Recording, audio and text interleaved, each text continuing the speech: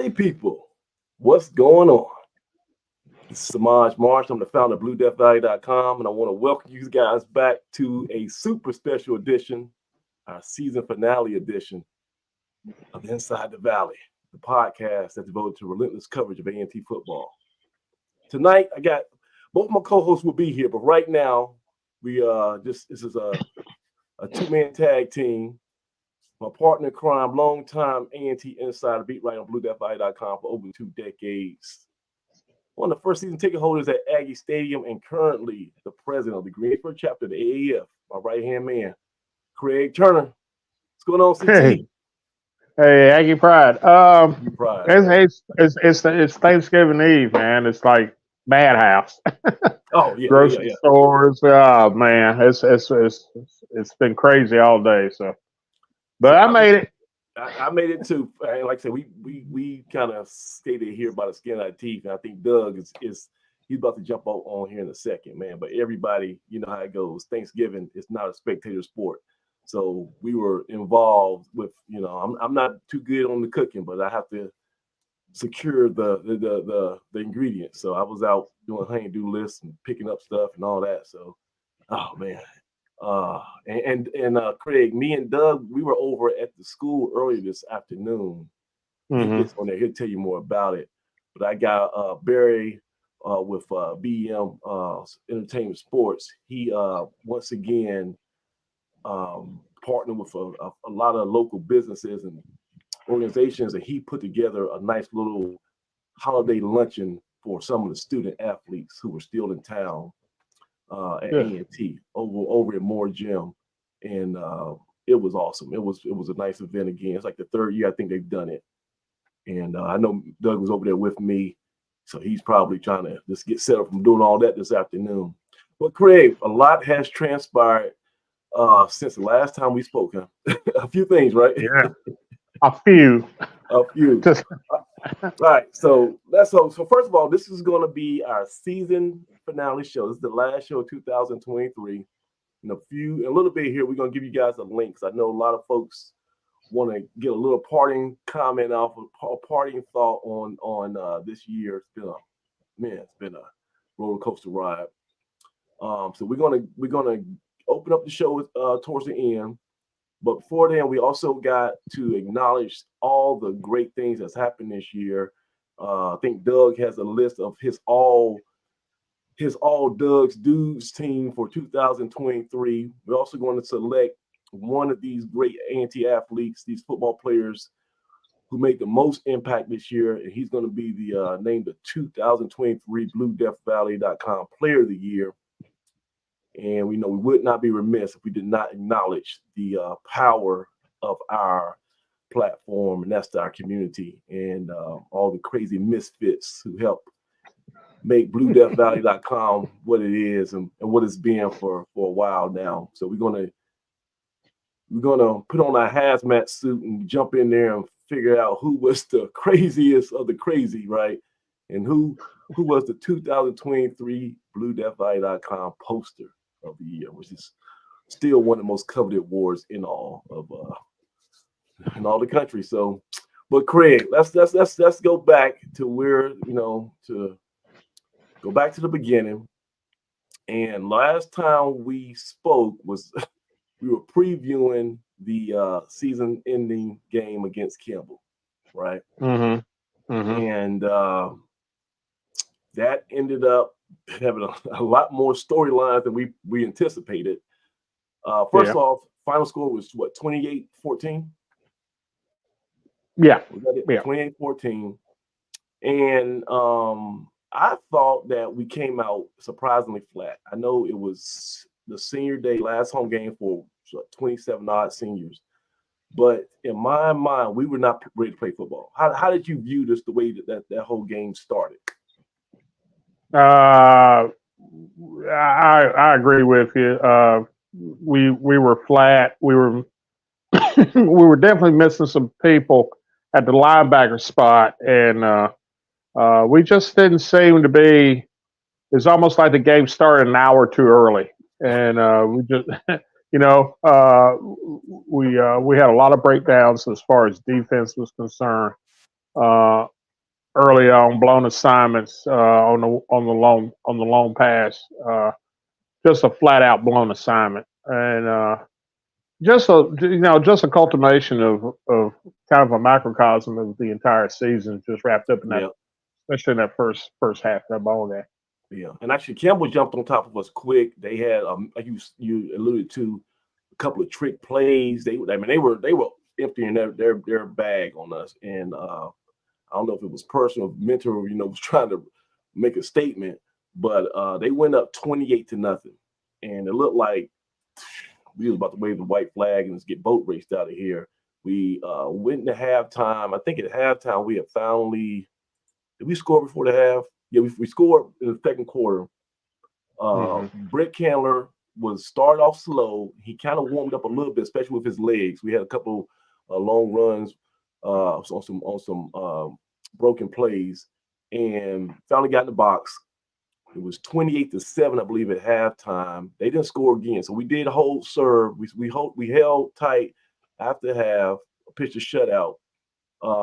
Second half, still offense never got on track. It was kind of slow. We had a bunch of 3-and-outs. And towards the end of the game, I guess, that final quarter, I think Brick Henley got a little nicked up, went to the sideline, and lo and behold, the guy that a lot of people have been asking about, clamoring for, he, the native son, Austin Hooker, or as I call him, Baby Hook, finally, in the final quarter of the final game of the season, he made his debut and kind of made the most of it, Craig. What was your Well, takeaway? yeah, Yeah, he uh, biggest thing about Austin was his he made great reads. He did some things that I had not seen from previous quarterbacks this year, and that was make sight adjustments at the line of scrimmage. He did that. He did a very very above average for a guy who had not played at all until Saturday in the fourth quarter. Um, he made the hot reads. He found the receivers. He went through his progressions. Uh, had one or two awkward throws, but generally his passes were dead on the money. And of course, he also had a couple of drops, like everybody, like all. Seems like we had that all season, so all the quarterbacks suffer from a couple of drops. But he showed that given the opportunity, the guy can play. You know, he now unlike some people, like some of our followers and some yeah. of our posters, I don't think it. I don't think you can correlate that over, project that over a 11 game season. But for this particular, in this particular occasion, I think he showed that he was just as good as anybody that we have put out there this year So he at that finished spot. he finished 11 for 15 for 159 yards, one touchdown. Yeah. And he basically got in for the last two series. And the first drive, he got him on the end zone. Second drive, I think they had a turnover on down or something like that on like the Clemson 10-yard line. So he got in the red zone for two times. Looked pretty efficient. I thought he, like I said, just had some good pocket presence, and this kind of gave a glimpse. Like you said, you don't think you can project that throughout the whole year and say that he would have been this and that. I said that based on what I saw, he played just as efficiently as anybody this whole Yeah. season. Yeah. And it's a question. It left a question. And the coaching staff didn't need any additional scrutiny after this, 1-10 season, right? We finished this year 1-10. Coach Brown did not win a home game. He did not win a Coastal Athletic Conference, Athletic Association game. So we went winless in the conference, winless at home, lost, arch rival Central, lost G-Ho, and they ended up losing to was that Villanova, Richmond, and Campbell. So he it wasn't a great look for you to have somebody come in at the very end and like, wow, how come we didn't utilize that potential weapon? This another thing, just the question. Um, I asked, so after the game, I asked Coach Brown. I went to the press conference. I wish I would record it because it was pretty good. It was very informative. I asked Coach Brown, did he have any regrets really of not going to Baby Hook sooner? And honestly, he said no. He said, the coaches made the best decision with the information I guess they had at the time, and he kind of explained that the process that they utilized to evaluate, was they tried to get the quarterback who was not going to turn the ball over, not turnover prone.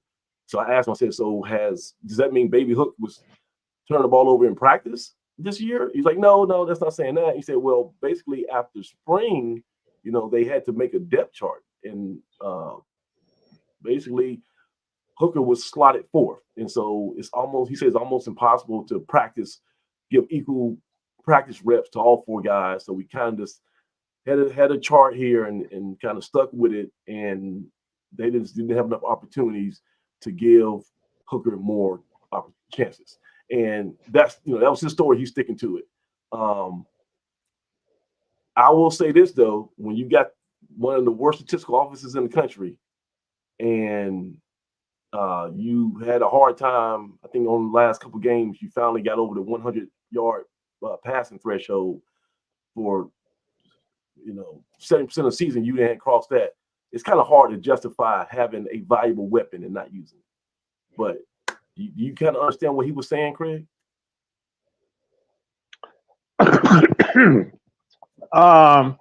Yeah, to a point. Somewhat. I know coaches are creatures of habit. Yes. And if they have good or bad, and they believe in process, and they want to go with a process, no matter what, because they feel that if they deviate from the process, then they end up putting themselves in a situation where they're creating chaos, so to speak. They don't want to lose control. It's a control thing. Yeah.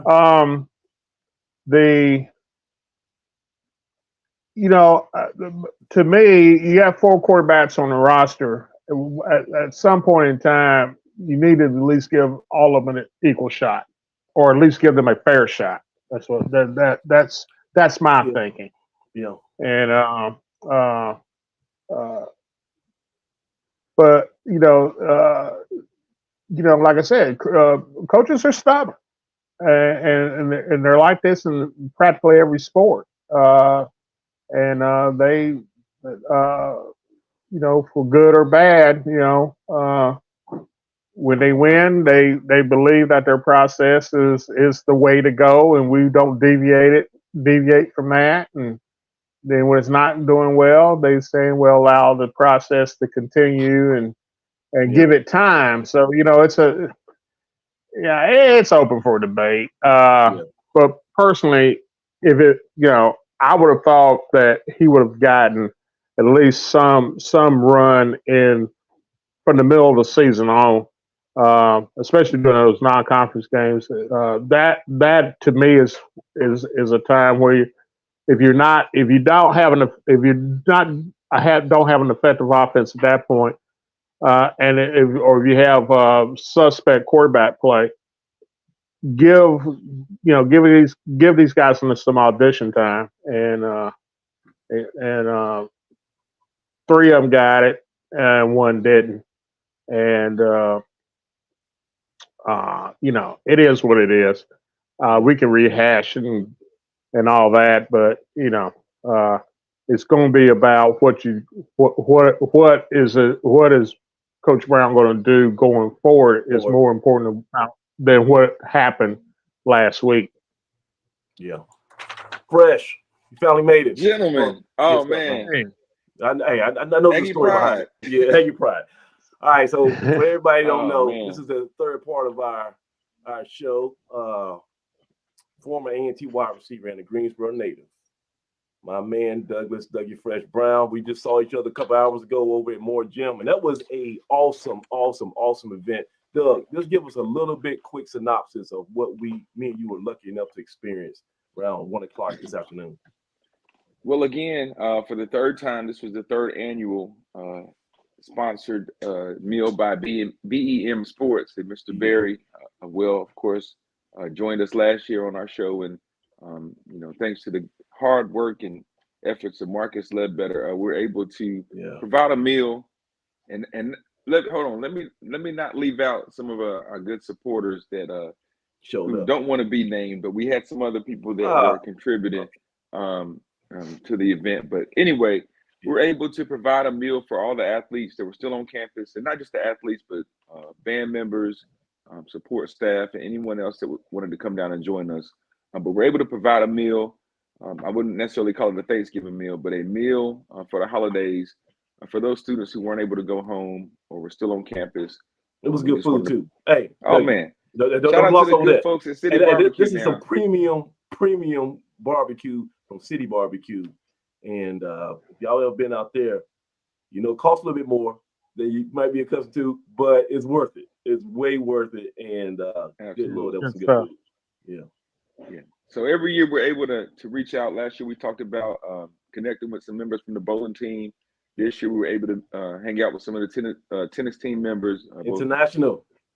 both male and female tennis players, and our volleyball team, track team, and a few football players as well. So again, Samaj touched on it. There are a ton of international students and student athletes, and sometimes we just forget what the profile of our student athlete looks like. But we're often reminded that it's ever changing, right? We met some students today. We had students from all over the world. I mean, I think North Africa, Tanzania, Egypt. Egypt. Yeah. We also had Portugal, Spain, Right. the Netherlands, right? So we have students from all over the world, right? So I think that's so cool that our kids are able to interact with students, not only from down the street or from next door, from the next state over, but different continents, right? So that's huge. And again, I always get so much out of it. I'm glad you were able to join the Samaj and Yeah. participate as well. Also, let's give a shout out to our media people who came out there and gave us some exposure. Um, Ivan Cutler from the Peacemaker, Carolina Peacemaker. Yep. I got Jalen KG, um, Mr. J- Gilkey, Gilkey from was that? Is he at? I don't want to say the wrong News 2. station. He's at News News Two, 2. right? Yeah, Yep. he's always around. And then I think we had some other people, some other local media folks. Uh, and who's my artist friend? The guy who is Mr. I got his Marsh. card. Yeah, I Yeah, don't have yeah, his yeah. card in front of My me. namesake. Mr. Marsh. Yeah. Namesake. How There's, about there's that? another Marsh in town, and he's a great artist, and he's a kind of he helps commission some of the artwork, some of the murals you see around the city. So he was an interesting brother. We got a chance to bond with him real quick. But let's go back to the football because we got a long show. And Doug, I was telling you, we got a lot of awards to give out, a lot of acknowledgments. Yes, sir. Um, yeah, you got your dudes ready? You got your list of dudes, man. Oh man, we're always ready, man. We're definitely Okay, gonna always touch ready on for that dudes. for sure. Okay, so it's the second half of the show. We can go to the Doug's dudes. Um, but we were just talking about that Campbell game and just the kind of aftermath of season ending 28-14 loss. That's when we saw the grand debut of Mr. Baby Hooker, and Baby that Hook. was a great conversation starter this week. Since after that game, people wondering where was this all year because he came in there and really looked the part. Um, Doug, what was your takeaway from that brief exhibit of that the Hooker family part three now, huh? Yeah. Well, I was smiling ear to ear. Yeah, you know, I make no secret about it. I'm a fan of the Hooker family, yeah, and to see Austin have that success, was huge. Again, people have been clamoring for him to get that opportunity, yeah, and we've talked about how talented we thought the entire room was, and that they all deserved a chance to play. yeah, And I'm glad that he was able to make the most of his opportunity. again, it doesn't surprise me that he was able to stay ready. That's that's kind of right down his alley and This is and that mantra. Hooker DNA. Yeah. Yeah, and we've talked about the improvements that he's made during his time here at A&T. His arm strength continues to improve. His accuracy is Yeah. improving. I'll say this from a mechanic standpoint. It looked night and day compared to everybody. His footwork in that pocket, and like I say, fundamentals. it's a small sample size. He only had what was he 11 for 15? I forget what his final numbers were. He was 11 for 15 for 159, but he only played like 12 minutes. So I mean, and he missed a couple throws, but it just looked like he was, obviously you only got 12 minutes to play. You're gonna be focused. You're gonna be locked in. But he just had a rhyme or reason for everything, all the decisions he was making. He was aware of the time. And that's one of the things that I was screaming from the stands. I was like, look here, guys, you're still down 21 points. Let's go a little bit more up tempo. Them plays were still dragging to get into the game. And we'll talk about maybe one of the culprits behind that issue. So he still had to fight some of the other issues that all the other quarterbacks have been dealing with. But I think he handled it with class, and he made people wonder, where's you been my whole life. He's always going to be fundamentally sound. The fundamentals were there, and that's because they work at it, right? We've heard Austin talk about it, we've heard Hendon talk about it, and Allen's even spoke about it on the show that those guys get together and they work. Whether they're home on vacation or kicking it and hanging out, it's Thanksgiving Day tomorrow. The Lions are going to play. Those guys might get up tomorrow and work out and throw the ball a little bit before things get going. That's just part of what they do. And not only do they work out and get those reps in, you saw Hendon even comment, they work those exact same scenarios and steps in the game, right? So it's second nature to him. And so he already has, as they say, the answers to the test many a times and knows what his options are pre-snaps. And they do a great job of taking advantage of that. So, I'm not surprised. I can't say I'm surprised. I'm excited and happy that he was able to have that performance. But that's what we expect from young baby Hook, as you call him. Yeah. You call him Austin and Wendy's baby boy, right? He's growing up, man. He's still growing up. We've even chronicled some of those pictures where we're like, man, Austin's getting taller, he's getting bigger, he's starting to fill out and look like Hook. So that's not anything that we didn't see coming. I think that he had the ability to do, right? We're just happy to see him get that opportunity. Well, Craig, that game also, like you said, marked the senior day. So I think, I'm not sure what the final number was, but they had planned on recognizing 27 players who were had reached senior status in the classroom. So these are players who still might have had some football eligibility left, especially with the whole COVID year and how this all went out of whack. So, and Craig, so I asked Coach Brown in the press conference about that. I said, does this mean that everybody who was acknowledged that they are, even though they might have some football eligibility left, that they're probably not coming back next year? He said no. He said it's almost going to be like a case-by-case basis. There'll be some guys who were acknowledged last Saturday who will, have opportunity to come back and play next year, right? Right. And there'll be some guys who have some eligibility left, who earned their degree, who won't have that chance. And he was pretty blunt. I mean, he was very forthcoming at the end of last week's press conference, and he said, they're going to go through the evaluation process with everything, coaches, players, everything, and the players will have, I guess, an exit meeting. They'll be told where they stand, and I think that's already probably taking place. So, So were you surprised to hear that, some of those guys might still be able to come back? No, I wasn't surprised. I was expecting that. It was quite evident to me that some guys are going to be back. I knew in advance that some guys who had already graduated or who got to, or who either had the degree or were getting their degree next week would be back for the 24 season. So that wasn't a surprise to me at all. Neither was the fact that some of them are not coming back. That's not a surprise either. I mean, you go 1-10, you got to look at the roster. Everybody talks about coaches, but you got to look at your roster too. See what you see who you got to be honest about it. If you're going to do a player evaluation, you got to see who brings something to the table that's going to be an asset. And I hate to say it because I don't like to really talk about individual players like that. But some guys just not cut out for it. They're just up. You know, and They have a uniform and that's about it. I'll put it that way. Well, that's the business side of college football. And Doug, it is.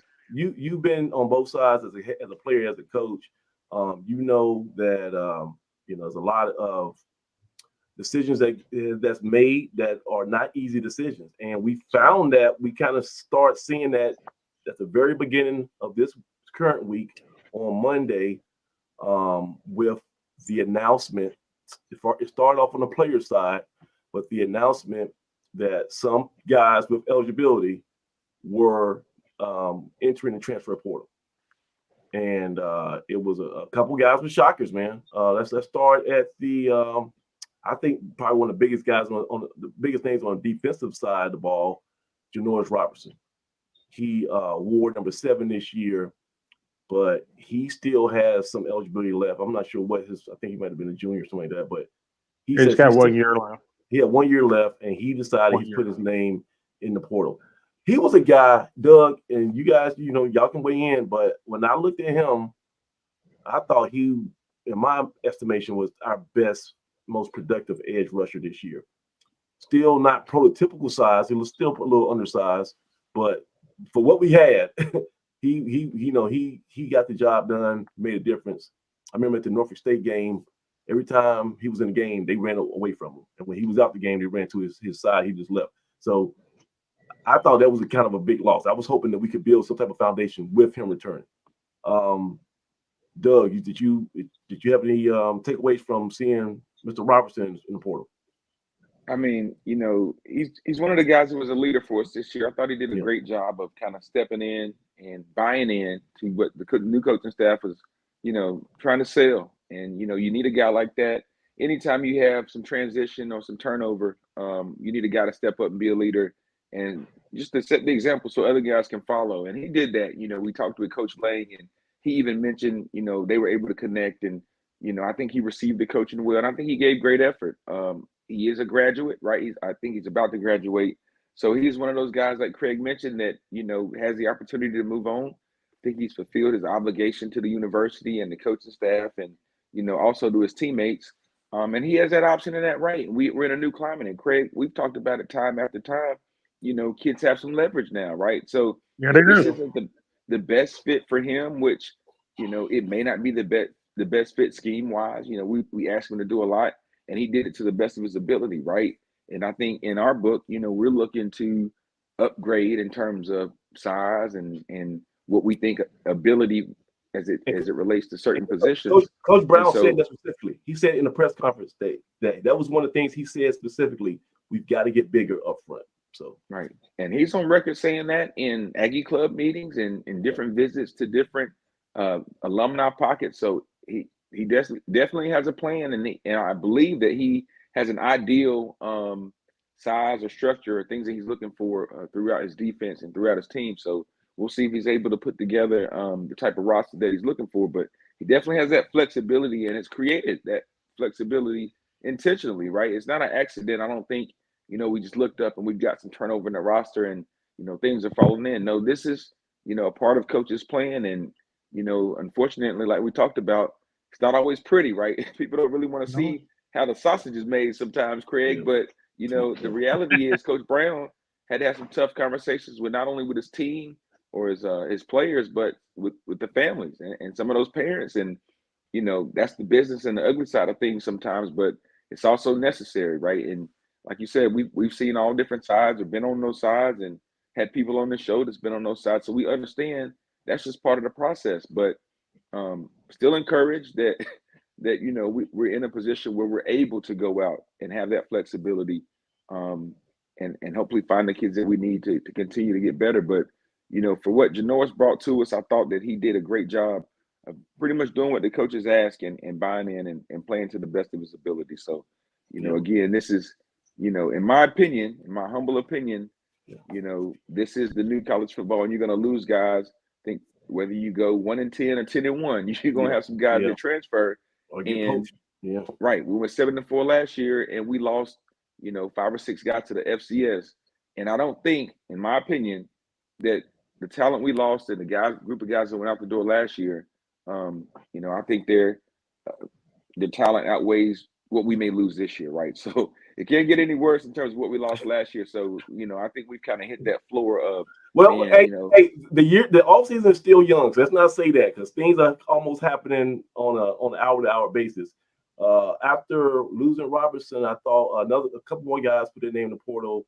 One was a wide receiver, Nick Wiles-Loing. He came to A&T as a quarterback for like a couple years, and then ended up being transitioned to a wide receiver.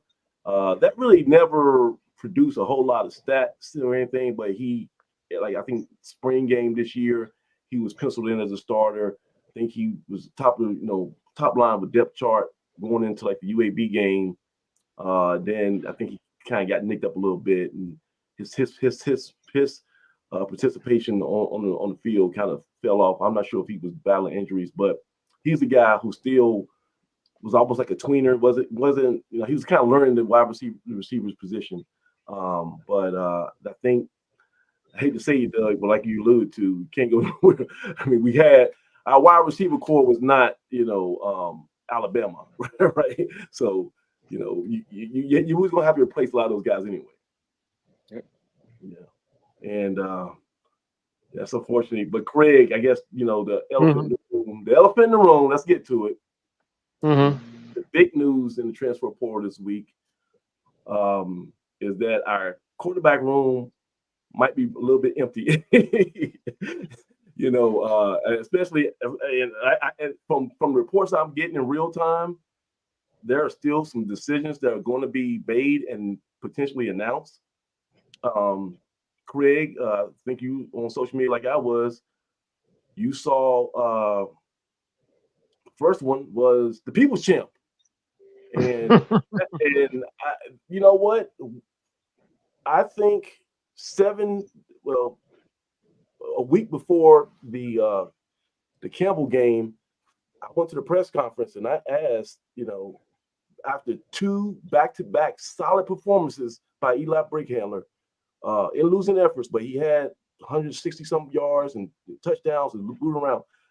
I asked Coach Brown, do you think that the starting quarterback for next year is on this roster currently? And he said yes. He said he thinks, he's always going to try to add talent, but he feels like that he had some guys that could get the job done next year. I felt like he was being honest. He wasn't just, blowing smoke. Craig, what did you see? What did you feel when you saw that Eli Brickhandler, one of the guys, the starting quarterback at the beginning of the year, after 2 years in the program, is out? What were your thoughts? Well, it surprised me a little bit, but then I understand the type of offense that Coach Brown wants to run, and the type of quarterback that he's going to have to run it. And Eli is a real good kid, but I think he was recruited for a different system, and I don't think he fits into what they want to do or what Coach Brown wants to do offensively, how he wants to see his offense attack. The way if you followed Coach Brown and Mike London through their time together, both at Howard and at William and Mary, the one thing is in common with both of those stops, as far as the offenses there, where they had very potent offenses, both at both places, and they had they had athletes at quarterback. You had Kayla Newton at Howard, and the kid that was up at William Mary. Yeah, he was William a Mary winner. last year. Yeah. Yeah, he was. I think he was conference MVP last year. He was a senior. Those guys were true dual threat quarterbacks, guys who could put up 350 yards on you if they needed to, or they could run for 250 yards if they have to, or they did both on you at the same time. So I think that's the type of offense, or the type of offense and the type of quarterbacks he's looking for. And Is that nothing disparaging to Eli, because I think Eli was great. Eli would have been great in the old system, but I don't think he fits this system.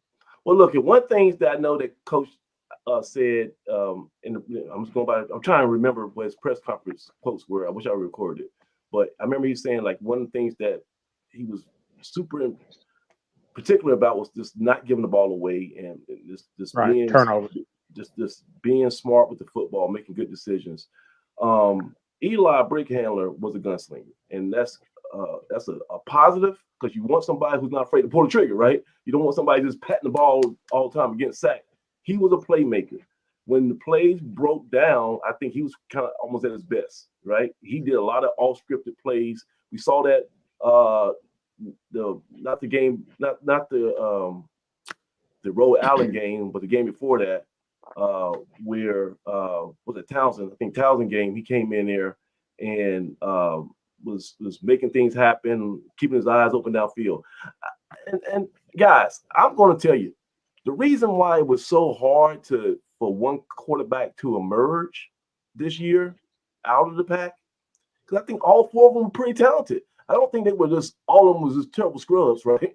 I think that when you look at it, they all had Division I skill sets. Eli Brickhammer, right? He has a good arm. He's super athletic. And he showed you, especially Townsend in Rhode Island, that if you give him some decent plays and some help, and you kind of move him around, he can be effective. I mean, that dude was scoring. I mean, he looked like a starting quarterback. And there were times this year where he didn't look like a starting quarterback. But if you want to extrapolate the good stuff, he had enough film that you can say, hey, I can build on this, right? Now, to be honest, he started the season off 16 yards passing, and he finished the Campbell game 16 yards passing. So he kind of booked in two pretty bad performances into a season. He lost his starting job midway, got it back due to KJ White being injured. Now that brings me to my second point. After Eli Brickhandler announced, then we got the Minnesota kid, Zach Yeager. And he also said that he was taking his talents to the portal. That was not as much of a surprise, but still, you have to kind of lament, like, man, this guy. You looked at that, Doug. You remember that touchdown pass against Central in Charlotte, the one 60-yarder to Warren. Mr. Warren, yep. When he threw that touchdown pass to Warren in Charlotte, I was like, this is about to be we about to start a fun ride right here. This is about to be a career. This is gonna be our guy for a couple of years, and it just never materialized. And you have all this what if and all that, and now he grew too. He's one of those guys who physically grew since he got here. So he's like a legit 6'2", and still has pretty good legs. He's not a track star like KJ, but Doug, when you saw that Zach Yeager was in the portal, thoughts? What were your thoughts on that one? Again, can't say I was surprised. A bunch of folks thought he would take off last year, and he didn't, to his credit. But I always say, regardless of how things look on the outside, a portal decision or the decision to jump in the portal is a athlete-based decision, right? I think it's not so much based off the circumstances or how things look at the school. I think it's a personal decision that those kids make on whether or not they want to be here or in a different situation. I think they still care about the school. I think they love Auntie. How they feel about the coaching staff or how things unfolded on the field, that's kind of to each his own. But I do believe that decision to stay or go has a lot to do with just, the kids and the family's personal feelings, because that kid is not always guaranteed to go find a spot somewhere else. Now, hopefully the kids find a nice landing spot, or they have something already kind of in mind. But that portal is ever evolving, right? And we know it can be brutal out there. So you wish our kids the best, man. Like every one of those kids, you say, hey, best of luck. We'll miss you. Jaeger's one of those kids that I enjoyed him being here at A&T and what he brought, and the competition he brought to the quarterback room. And great student. So I think he's already absolutely. He's already graduated. Right, got his degree. He only been here 3 physical years. He's already from an area where we don't typically get a ton of kids, right? Yeah. So I was happy. We all remember how excited we were to sign him. So just as excited to see him go on and I want to have success. I want to say that we had a recruiting battle with him in with North Dakota State. So we actually we sure did. South Dakota State. Well, South Dakota is one of the Dakotas. Yeah. Yeah, South Dakota State, the national champions. Yeah. Yeah. But hey, Doug, you mute yourself. You did it on purpose. Dougie, come on now. Yeah, that's better. All right. Okay, yeah. I didn't know. I didn't want to say something. That's one of our guys. Yeah. All right, so I want to break not break some, but I want to relay some reporting that I've been getting. So I have some people inside that building, and so we saw in, I guess, back-to-back succession that two of our 4 quarterbacks had entered the portal. The word that I got was that there was some type of exit meeting, or there was word early in the season conveyed to the quarterbacks. I'm not sure if all of them at one time or individually, that the coaching staff intended to ask the competition, and that the word I got was that the coaching staff expressed that they were going to target 2 quarterbacks this offseason in the transfer portal. So that might have played a role in Brick Handler and Jaeger saying, well, if y'all gonna crowd the room even more so, then I'm not, whatever. So I'm not sure what their motivation factor. I haven't talked to anybody from their camps, but I'm just saying what the information was relayed to me. I wouldn't tell y'all if I didn't think it was some legitimacy to it. But I think the goal is that this coaching staff is going to target 2 transfer portal quarterbacks to bring in. I'm going to assume that they're not going to bring in some guys who don't have any experience or are still clay projects you got to mold. I think these guys are going to be polished and seasoned. I ain't get any names. I don't know if they already guys they target, or they might this be a concept where we want to get guys. But it's I got the impression, and this is just from body language and some buzzwords, I get the impression that Coach Brown, either it could be hubris or whatever, but he's confident that he can replace everything he might lose. Like, he's not worried. I didn't get the sense that Coach Brown was worried about recruiting. So he might already have some tricks up his sleeve, some stuff in his back pocket. But Coach Brown, just from my vibe, and I'm pretty good at reading people, he's not fretting when he sees somebody in the transfer portal. That's just what I got. And gentlemen, we still have, so that was 2, and I'm hearing reports that might not be it. So we, I guess the last 2 guys standing right now are true freshman KJ White, and then Baby Hook, who finally got taste of the action last week. I'm hearing, this is me trying to just be as transparent with the A&T fan base as possible, because we don't get nothing from the school, right? So I'm trying to fill in the gaps, but I still don't want to be erroneous right here. So I'm telling you as much information I think is factual as possible. I believe at this point that KJ White is considering his options. So I don't think I'm not sure if a decision has been made, but I think there is a deliberation on, do I want to stay here, figure things out, or do I want to take my time for the transfer portal after one season? I don't think that question has been answered yet. And the same the same deal with the Hooker family. I think they might be having some conversations on what they want to do. So Doug, any thoughts on that news? Oh man, I'm just playing the waiting game. Yeah. Like everybody else, man. Again, I'd love for both of those kids to be around here. Again, we've talked plenty of times about how we feel about the Hooker family in Austin, and I've gotten to know KJ's family a little bit. I won't say that. I've got to know his father a little bit, and just seeing KJ in passing, but definitely a kid I'd like to see grow and have a chance to compete here in A&T and Aggie Land. Man, I think he brings a lot to the table. I think he has a unique skill set. We know he has world-class speed. We saw it in action, and I'd like to see what he could do, maybe under some new guys calling the plays, or a different scheme, I guess. But that's not really, the only thing that I think he could benefit from. But would love to see him still here, man.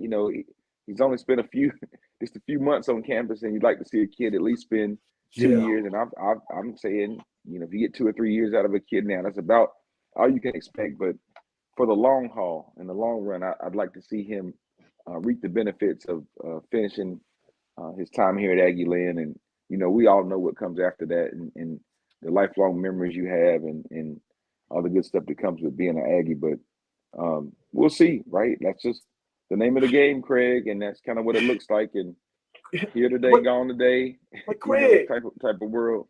Craig, it's just that I just feel like, dang it, just like we could have got. There was meat on that bone. There was meat on that bone. Like, I just feel like we just left so much potential and talent. We let it go out the door without figuring out, can we get more? I just feel like Jaeger, Brick Handler, those two guys can play. I just feel they can play. I would hate to see them on the schedule against us one day, lighting up. They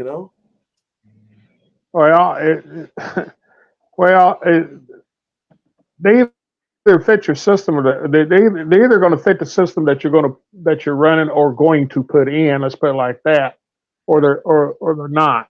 I can tell you, I pretty much, by the fact that those two guys left out of here, and who's the guys who are still here, and I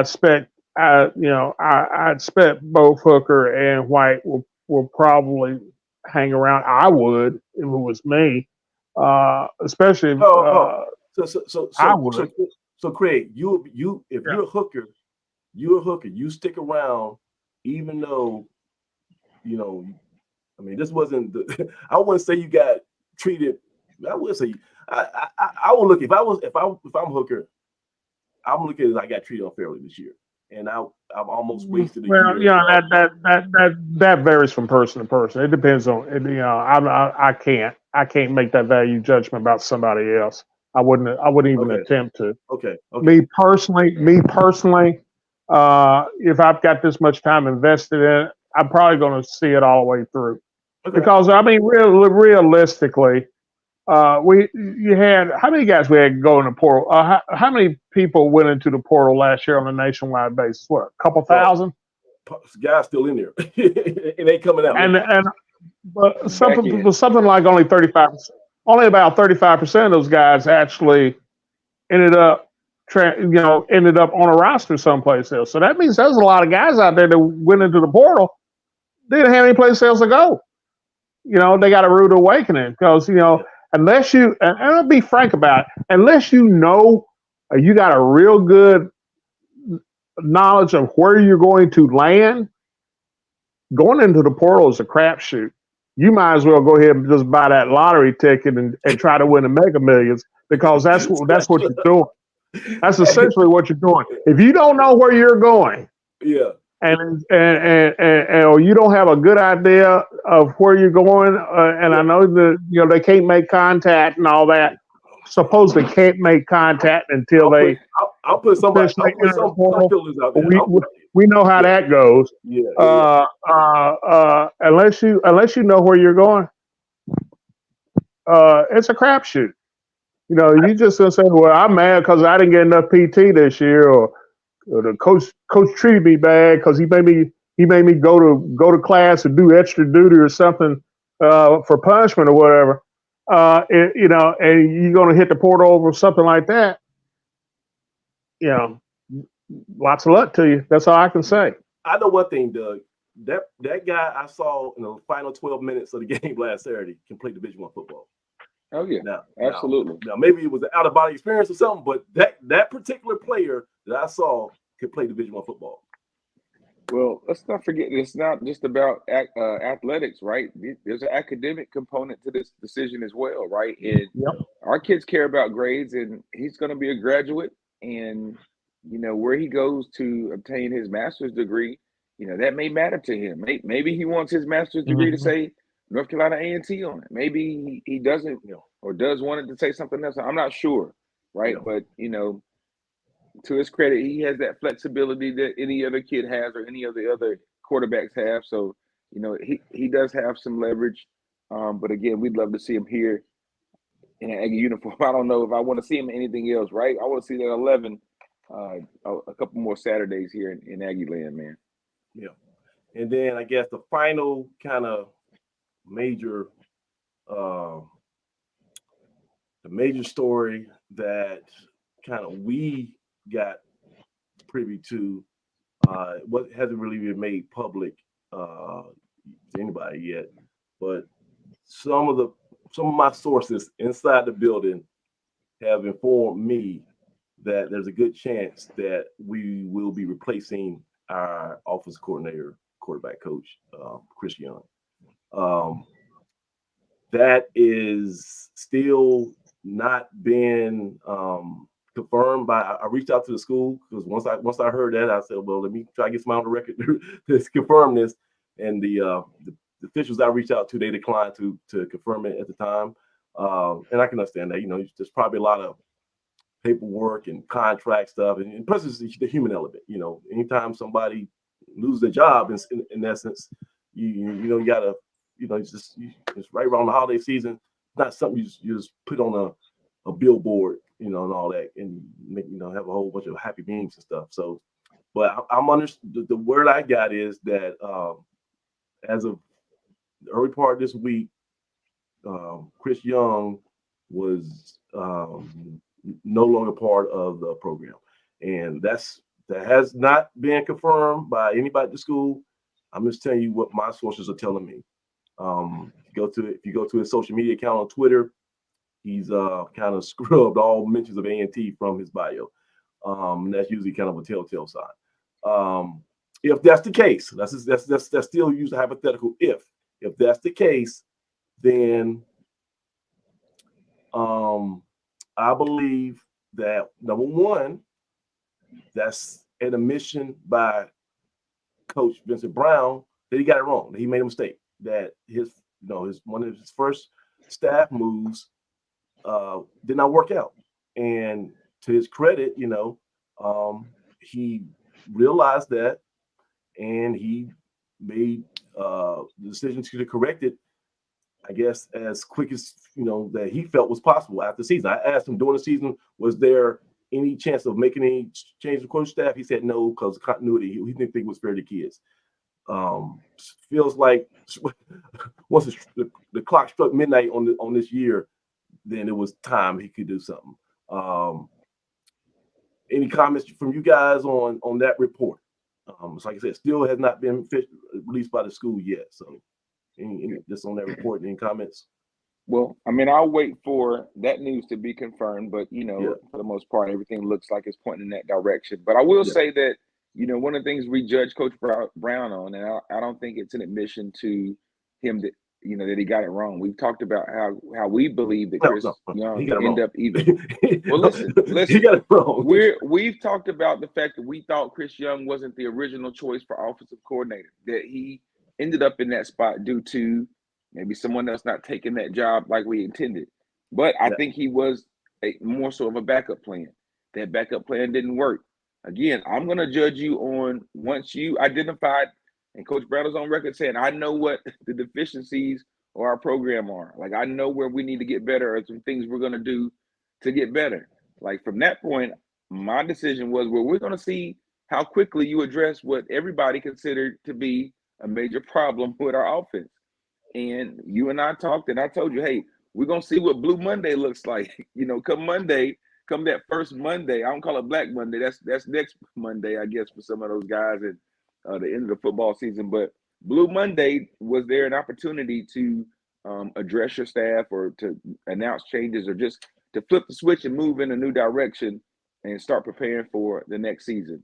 And we saw movement there, like immediately. So to me, that's an encouraging sign that, yes, Coach Brown is aware of what he believes are some problems in our program or some things he could change, and he made moves to change them, right? And I know that, like I said, those conversations were in place and those talks were being had, and those personnel decisions, he's constantly, like you said, evaluating and thinking about those things. So it wasn't like the day came and it's like I woke up this morning, oh, let me make a change with my staff, right? No, the coach, those are things that obviously he had lined up. So I don't like to sit around and not see movement and action in a time when I feel like it's an off-season race, right? Like the clock starts, you got to start winning and rolling. So we, like he says, we went to work. Like we started, addressing things and making plans and preparations for the next season. So, we'll continue to watch and monitor, and we're right here, right at the cusp of the a heavy recruiting season. So we'll see. I think we'll continue to see a lot of movement now. How much we hear about that movement, it remains to be seen. But I will say, we have somewhat of an MO as an athletic department when it comes to making changes. We know last year, they didn't waste much time making that change with Coach Washington, right? It was unexpected, but they kind of had a plan in place and started moving along those lines of things. Now, Coach Brown wasn't named till the following year, but I do believe those plans and just the way we kind of operate and maneuver right after the season's over lets me know that there's a plan. We're not just willy-nilly. And in the chat, Ursula Hines made a good comment. He said this is pretty much response to my question at the press conference when I asked him about evaluation. He says we're going to evaluate every aspect of this program, and obviously he wasn't just just making coach speech. That was actually something that was in effect. He was evaluating, and I don't think he started as soon as the Campbell game was over. I think this has been an ongoing process. Craig, right. Same thing with the list of seniors too. Like those, that list didn't get compiled the night before. I'm pretty sure I'm pretty sure he has a war room board in his office where he's got everybody slotted, and he's like, yeah or no, yay, nay, and then he's probably had to make some tough calls on that. But Craig, if that's we hate to speak in hypotheticals, but like Doug says, it's leaning like that's the case.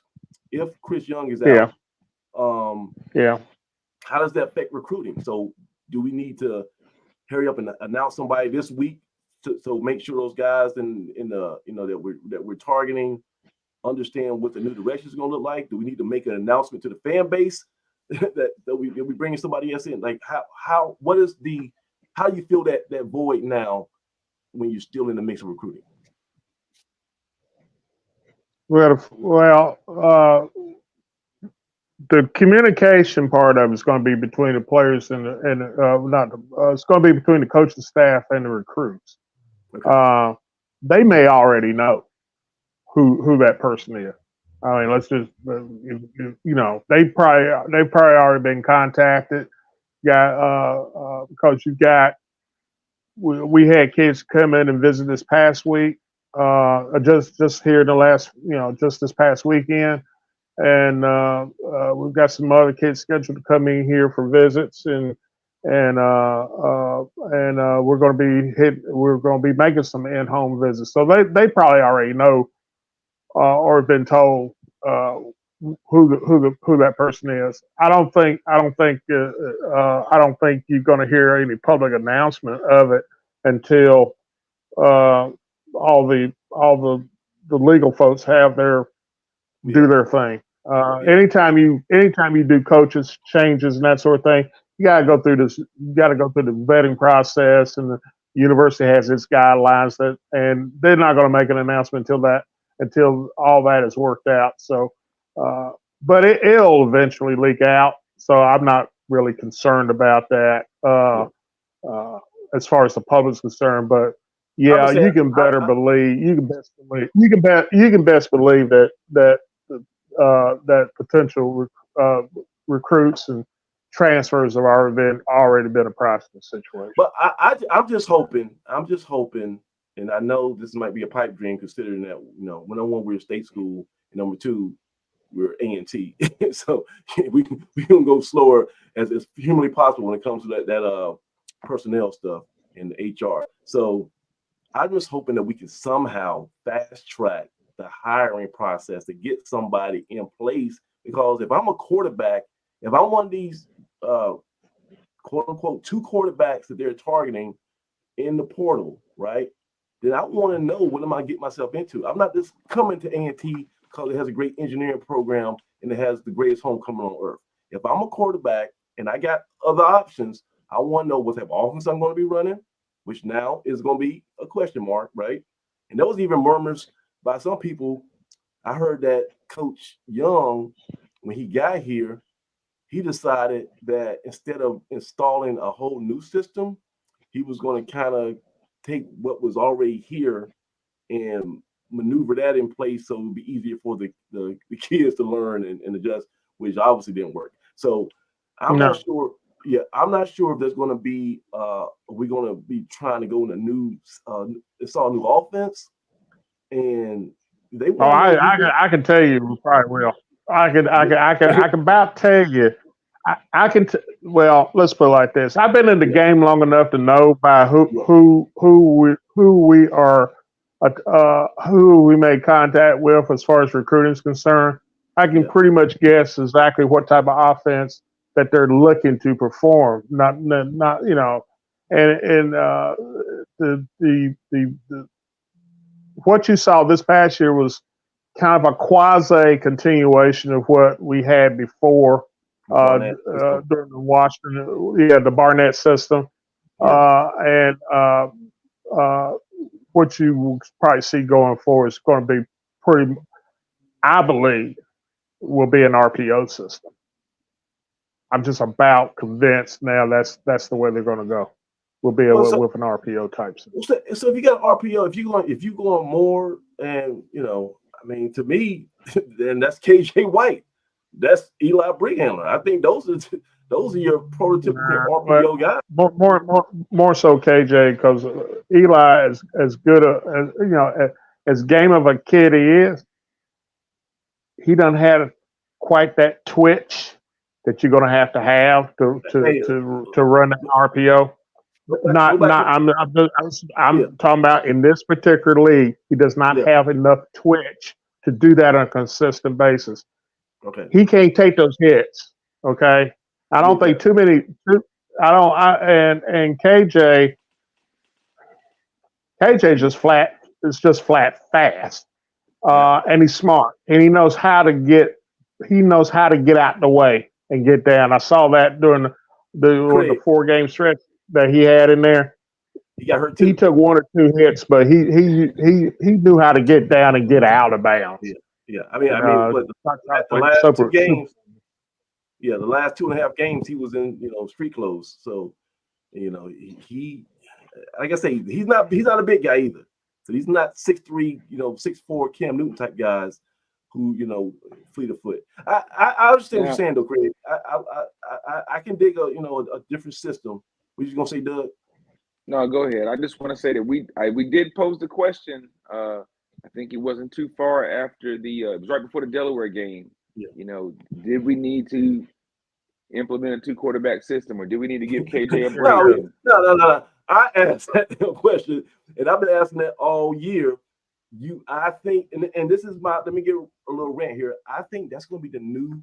I think we could be trendsetters. We always talk about how we're going to bridge that gap with the resources. I said we got to kind of play our own form of money ball. We got to do radical, innovative stuff.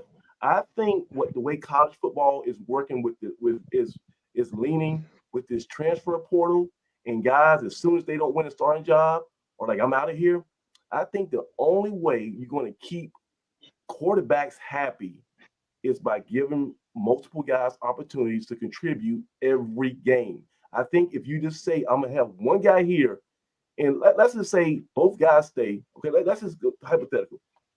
Let's say we got KJ and Hooker, they stay, right? And we got this quarterback that we're recruiting from Florida.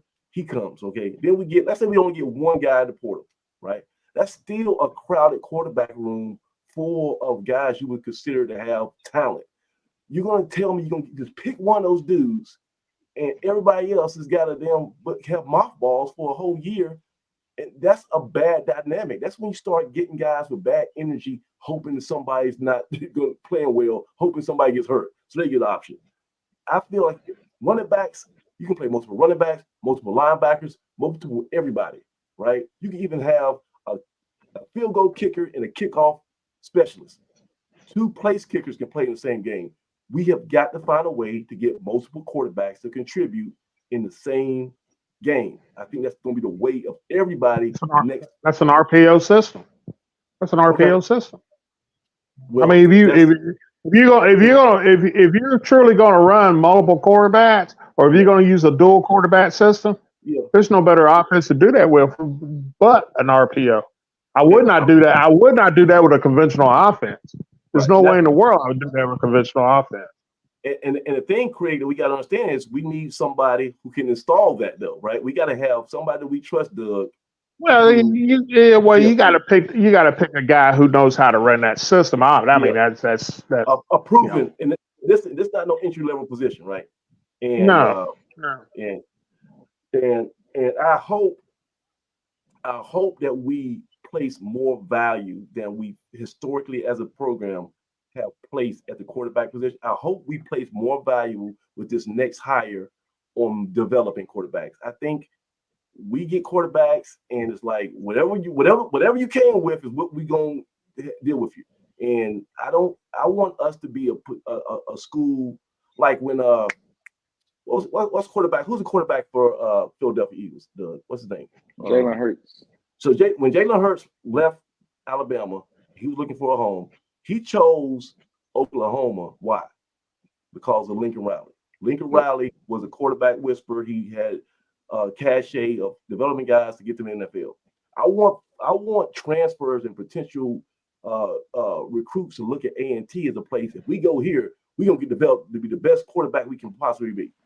You know, I don't want this to be a quarterback graveyard, which basically it's become. You know, you come here and like the Minnesota kid, Eli Brickhandler, they come here and in 2 years they like I'm out because they can't.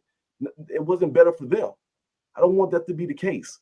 But we talk about that a little bit later. You know, more about the personnel stuff. Yeah, and let's not forget, man. There's something to be said about sticking it out, right? If we would have given up, or if Jalen Fowler would have given up many times that he could have given up and walked out the door, you know, maybe you don't see the greatest homecoming victory in school history, right? Like it's a perseverance in there, and that is, you know, that's part of life. That's part of college football, and those are tough lessons to be learned. Now, we're not asking everybody to sit on the bench and collect mothballs, but you know, football is a violent game, and injuries happen, and I do believe that just by going out there and being part of a season, if you're the number 2 guy, your number is going to be called at some point, right? Whether it's coming in in relief, to shake things up because things aren't going well, whether it's an injury, whether it's just your opportunity, it's your time. You know, that's just the game. So Craig's right. I like, if you're going to do it, you better have a system where you know, you can kind of plug a guy in and he's familiar with, and he can just get the job done. Versus, because you need some continuity. You want some time to mesh, and right when switching out quarterbacks, you know, I think that's part of the reason why our guys didn't get super comfortable this year, right? You'd like to have a guy that you can develop and that you can be consistent with, right? And so you don't want to have to make that change unless you have to, but we'll see. You know, a lot of that will be up to whoever's calling the plays and whoever's system or scheme it is. Exactly. So. All right, so Craig, let me throw this at you though. So we talk about the offense. Personally, even though we gave up 28 unanswered points against Campbell in the season finale, and you know we had a lot of blown leads and all that stuff. So I feel I feel better about our defense moving forward than obviously the Oh yeah. offense. And I think we do have a system that we know we can work. I think Coach Brown, that's obviously his wheelhouse. I like Coach Z. I like Coach Kennard. Um, we're gonna have to bring in a whole bunch of new cast of characters. But do you agree with me that you feel a little bit better about our position as far as defense goes moving forward? Yeah, our problems on defense is personnel. Personnel, Okay, it's size. It's size and strength. yeah, We were in position. I watched it. I was in person at 10 of our 11 games, or 9 of our 11 games, I should say. We did a really good job of attacking our opponents this year. Our biggest problem was we were in position to make the play, but we physically could not make the play. you're right. Okay, that You're was right. the problem. Yeah. That was the problem. So this is a case of we got to get bigger, we got to get stronger, as no,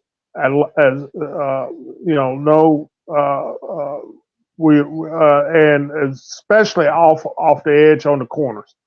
Our when Aaron Harris went down up at Norfolk State, that kind of took a big chunk of our defense. That took a big chunk out of our defense. I can't, everybody, Karan Prunty is Karan Prunty. I mean, the guy's just flat can play.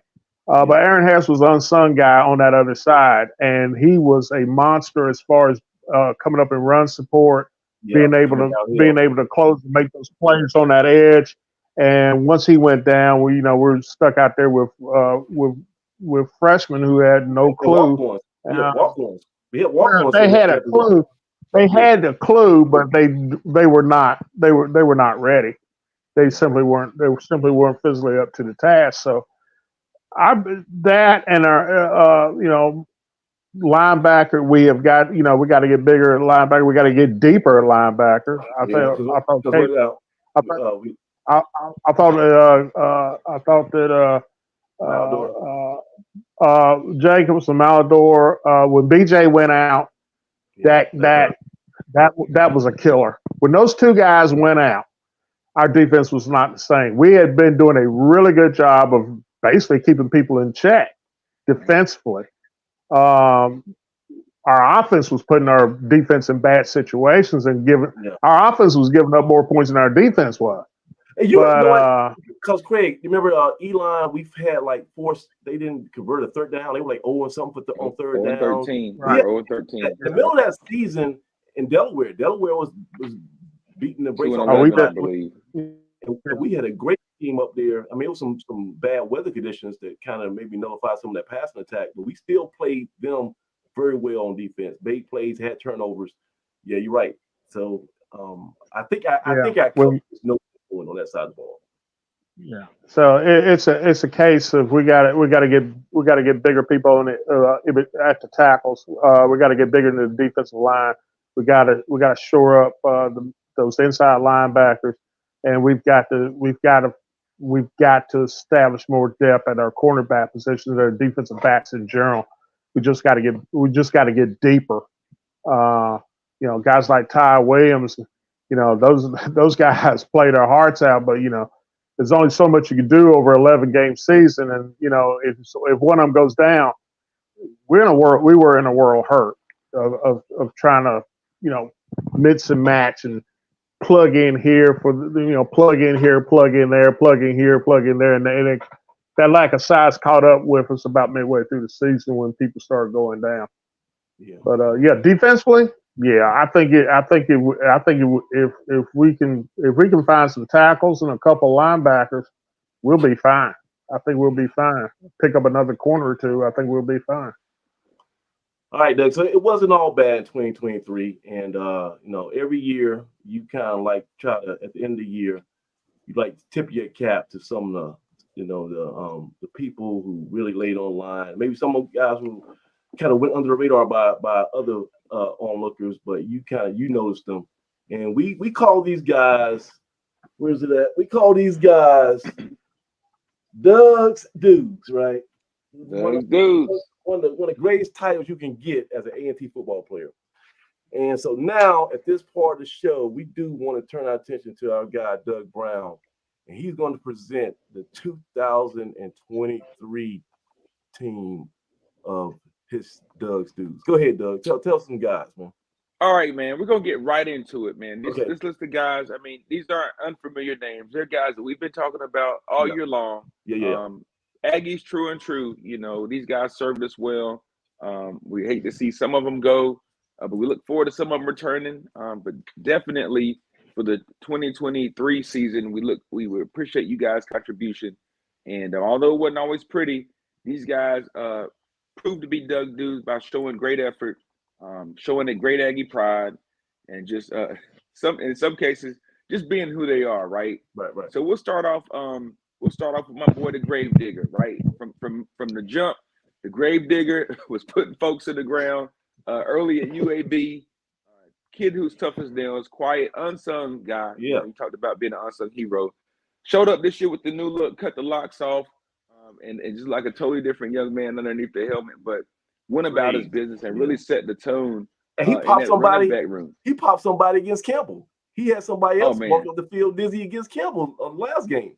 The guy has a whole highlight film just to laying guys down, you know, and put them to the ground. So you know, the Grave Digger was attached to his last name. You know, the nickname had to do with his last name, but he's proved with his play. You know, he's put some cats down. So you know, physical runner. But a great kid and does what he's supposed to do, does what the coaches ask, and it's a great teammate from all my interactions with him. Was a wonderful kid. So definitely, you know, Mr. Graves, he's a Doug's dude. I think you got to take a look at my boy Amante. You know, we're still on the offensive side of the ball. Amante Jones, you know, really stepped up, had a good year, really led the wide receiver room, right? Made some big catches for us. You know, receiver is one of those positions where you're totally dependent on the other 10 guys doing their job just so that you can have a chance to get the ball. And then once the ball comes your way, you're expected to make some plays. And, you know, Amante, when he gets his hands on the ball and he gets an opportunity, you can see his talent shine through. You know, really made some plays for us in the spring. And then when he got that chance to get the ball this year, made some huge splash plays. And it's the second consecutive year that when we needed a spark, Amante provided that spark. You know, he did it 2 years ago against South Carolina State with the big punt return. They got called back. And then this year up at Norfolk, when we were really looking for a spark in the receiving game, he came up with the big catch over my man's head and double covered. You got Moss, right? And, you know, just really lit a fire under our guys. And, you know, without those plays and some of his play, maybe we don't have the one win that we do have this year. But, you know, he didn't stop. He made plays from the moment, from that moment on the rest of the year, even in the last game, you know, on that last drive of Baby Hook. And I love a receiver that makes all his quarterbacks better, right? He caught passes from everybody. And, you know, it didn't affect him who was throwing the football. So there are other times when, you know, you're comfortable with this guy or that guy, but Monte did his best to make all of our guys look special out there. Real quick, shout out to his mom and aunt and all his family. The whole crew. Got a chance to run to them at the end of the Campbell game. And they're awesome. All our football families are awesome. But finally got a chance to meet them and she said, "Hey, Samaj." I was like, "Man, who's this lady?" I put a class on her, and she was just a fan. She just knew me from the show, and she just came up to me and said how much she enjoyed the program and all you guys. And she said, "I said, so please tell me he's coming back." Because I was, I'm worried at this point now. She said, "Yo, we're coming back. He loves it here." So I hope I'm gonna keep her the word to it, but. Yeah, and they've even put out they put something out. Yeah, on he put out media, man. Yeah, and I thought that's super cool in a moment where you have a lot of guys that are leaving or there's this and that, and so much negativity amongst what the roster looks like for somebody to come out and purposefully make a comment and declare I'm staying. Like I don't know what they're doing, but I'm staying. I'm not afraid of a rebuild, right? I heard some of the terminology, and there's some other kids and families that have gotten behind Coach Brown and what we're doing, and that says a lot about their families as well, right? Kudos to those kids, and definitely shout out to Monte Jones and his family, man. Glad to Okay. have you. You know, I'm feeling this defensive side of the ball. Let's stay on on offensive side of the ball. Let's stay Yeah. on the offensive side of the ball. You know, we'll go up front for a minute. You know, I got to give a shout out to Big Tyreek Stewart, right? You know, how can you not be a Doug's dude and you missing a two for majority of the season, right? I love You it. know, I love it, man.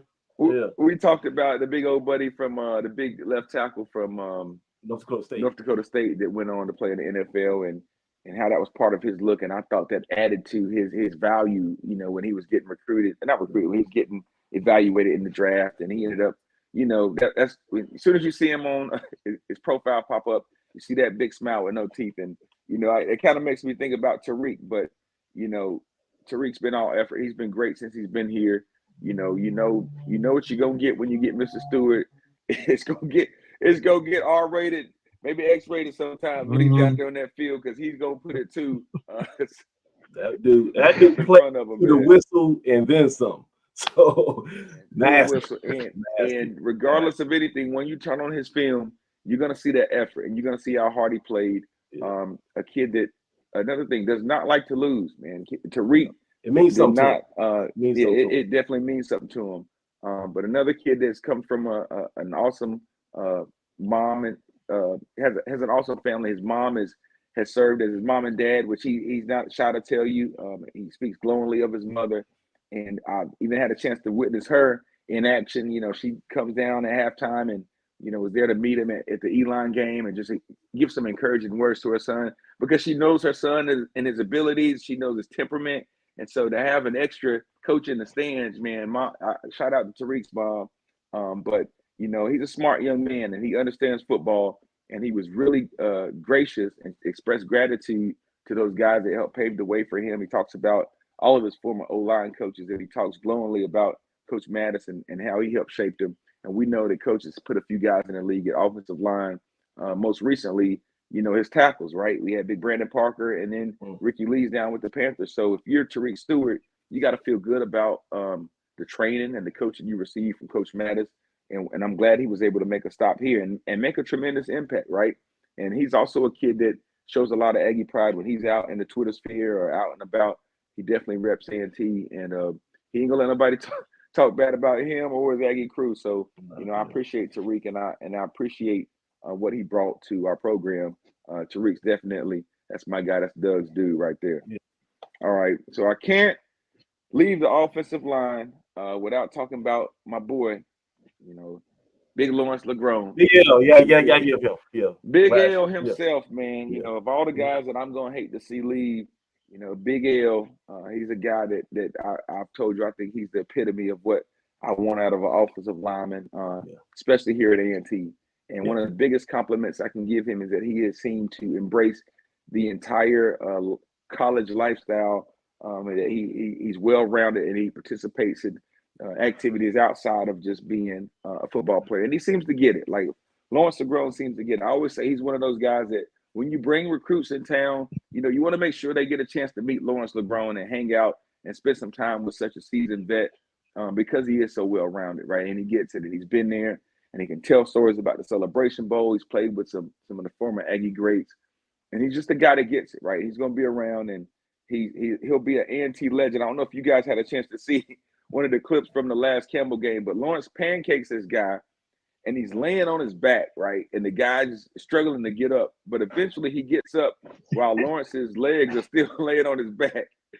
And next thing you know, Lawrence LeGrone is doing a full-out handstand at 6 foot, 300 whatever. What? He has the athleticism. He's doing pretty much a handstand. It's an awesome picture. It was an awesome play, but I got to get that picture from LeGrone, man, and show it to you guys. You got to repost it. I got to check that out. Oh man, but it shows his athleticism. We know how strong he is, right? Yeah. But who knew that he had the ability to get down like that and be, support that weight vertically on his hands. So impressive move. I told him that's something. I said that was one of the most impressive plays of the game. He definitely needs to add that to his highlight film, but he gets it, man. I love a guy that gets it. That is also instrumental in the development of the guys that come behind him, right? And I think Lawrence is that guy. We're gonna miss him, and hopefully we can find some more Lawrence LeGrone somewhere down in the state of Georgia, or along the recruiting trail. So, Lawrence, you my guy, man. We're gonna miss you. Job well done, right? All right.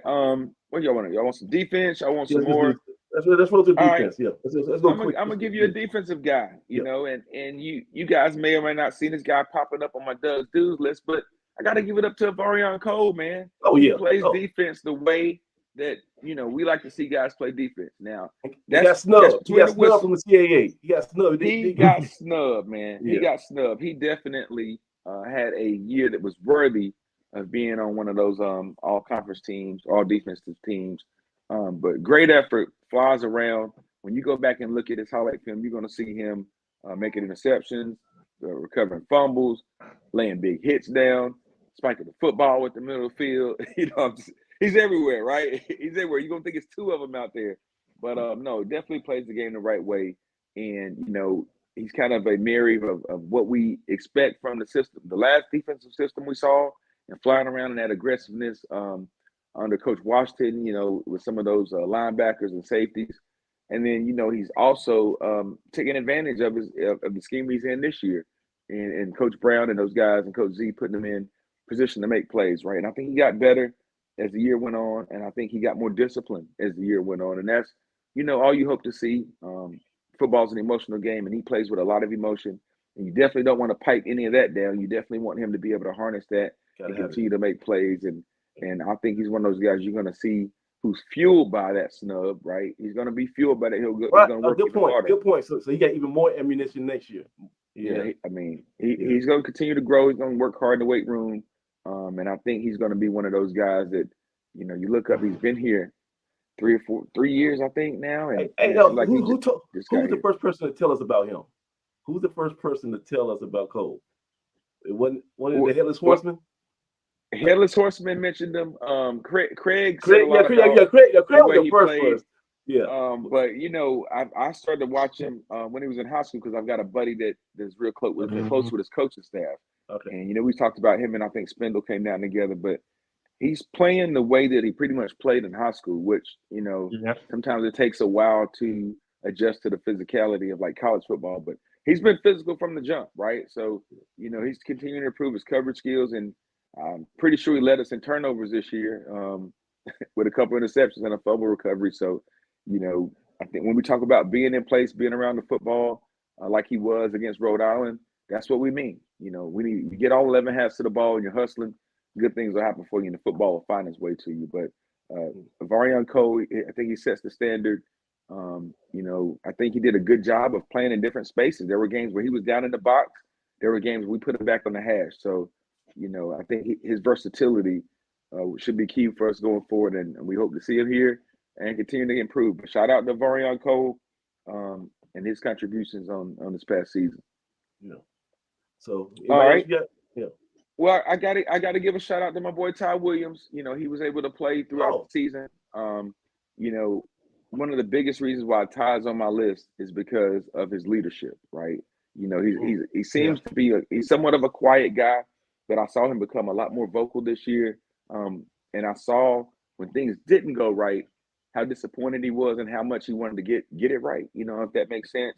But, he was kind of, unsung hero back there, kind of a quarterback, solid tackler, played in all 11 games, right? It's pretty hard to be durable enough to play, in a position where, let's face it, you're probably having to tackle a lot more than what we would like to see you tackle. We'd like to see you covering more, but he had to come down and make not only, touchdown saving tackles, but just tackles when we needed to keep the chains from moving, right? He's been out there, and he's one of the kids that I've seen his leadership and hear him, and he's even expressed at times that, hey, we're going to get it right? And I love to hear a guy that's aware enough to know that it matters not only to him, but it matters to you too. And he did not want to disappoint us as fans, as Blue Left Media folk, like Ty gets it.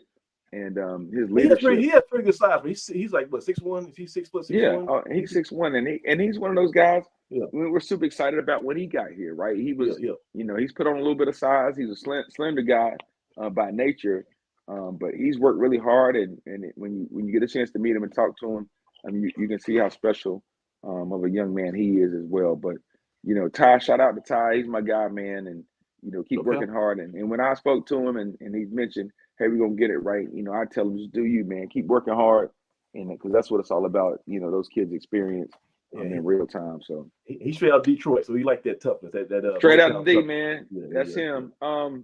Next up, we'll stay on the defensive side of the ball, and these guys kind of go hand in hand. They were pretty much, the standouts on our defense, along with Avarion Cole.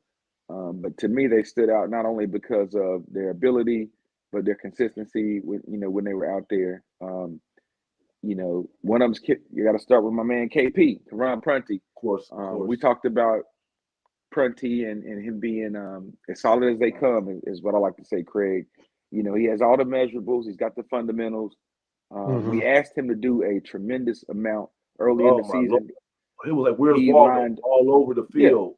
Oh man, he was at corner. He lined up in safety. He was down in the box. He blitzed at times. Look, I kind of like him in center field too. I like him in center field. I like him in center field. Yeah. What I like about him is that he was willing to take on those challenges, right? You could be a prima donna corner and say, I'm gonna stand out here on my island. I ain't interested in coming down there and mix it up. Played nickel, blitz, and he was excited about the fact that he almost got a sack one game blitzing off the edge, and then the next game he went out and got that sack. So got it. Yeah. That's great for his film. I think it's awesome that our coaching staff put him in that position where he could show that on his film, right? It's one thing to be like, we got a kid and he's talented, but to put him in position where he could make plays so that, for a kid who has aspirations to play on Sundays, he's got a complete film that shows him all over the field, right? And this is just in a short sample size of this year. Now, he did a little bit last year. We put him in the box we put him in the middle of the field in the Celebration Bowl, the Aggie Eagle Classic in Charlotte to start. But for the most part after that, he was back on the corner. But they did a great job of utilizing his talent so teams couldn't just game plan to stay away from him, right? If you don't know where he is, he's got a greater chance of impacting what you're doing on offense. So, example, the sack he made blitzing off the edge. So we didn't just put him out there. We utilized his talent. We were able to, put him on the offensive toughest matchup at times. Like we did that at Norfolk. We did that at Delaware. Yeah. And he stepped up to the challenge, right?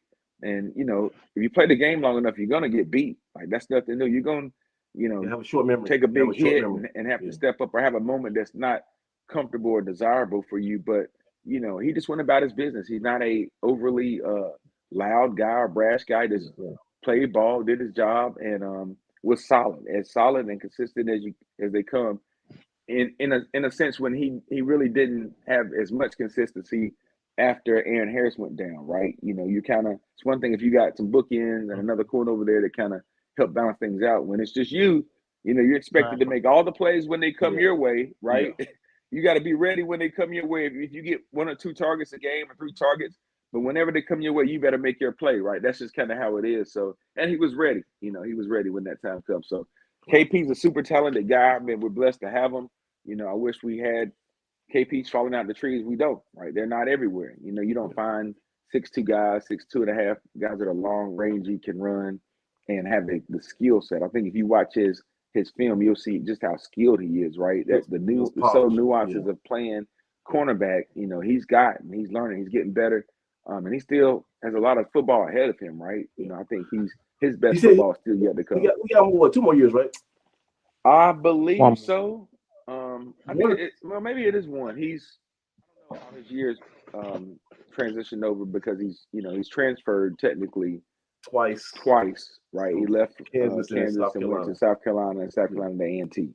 So, some of that gets funny, and I don't know, he'll have some choices to make at some point, if he keeps playing football the way he's playing. So excited for him.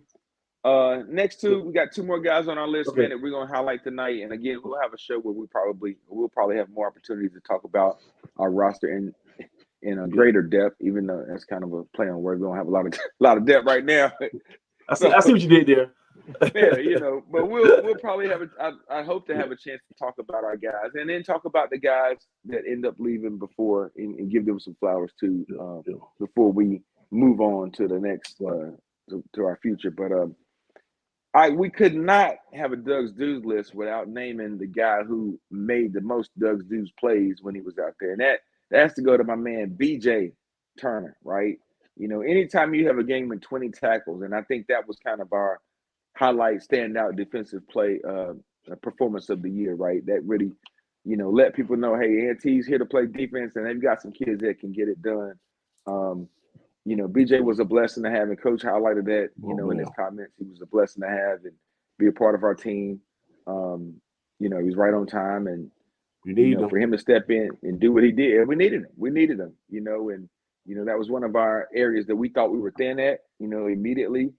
And he saw an opportunity, stepped in, and became an immediate leader, and led by example, right? You want a guy that can go out there and get it done, and I think it wasn't too far. It was the first game. We looked at the first game against UAB, and we're like, his speed is different.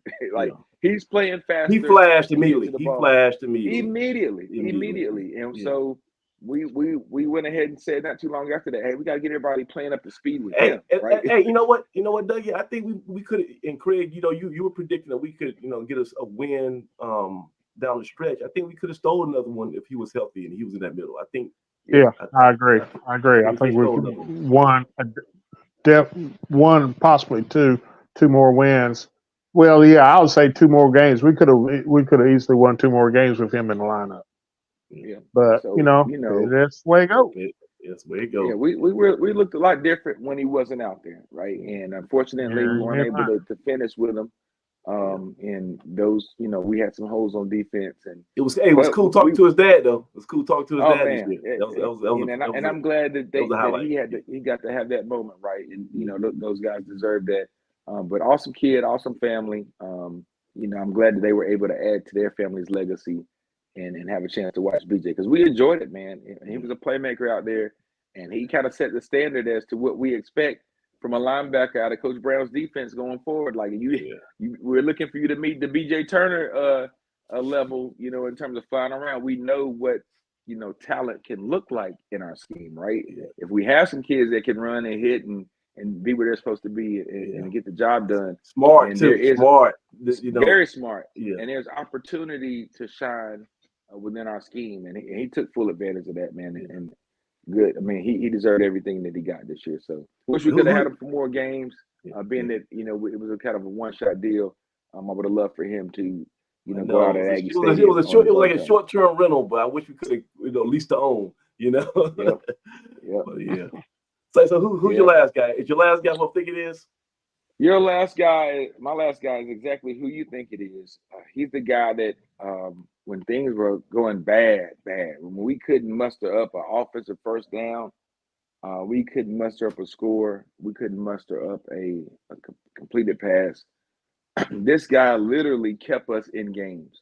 Yeah, he did it on a unit that you typically wouldn't expect your most production to come from. I think there was a point in the year when he led us in touchdowns, right? And those weren't offensive touchdowns. But first half of the season. First half of the season. But we know it, and we at one point we even said we don't care how we get it done. We just want to get in the end zone and score and have a chance to be in the game.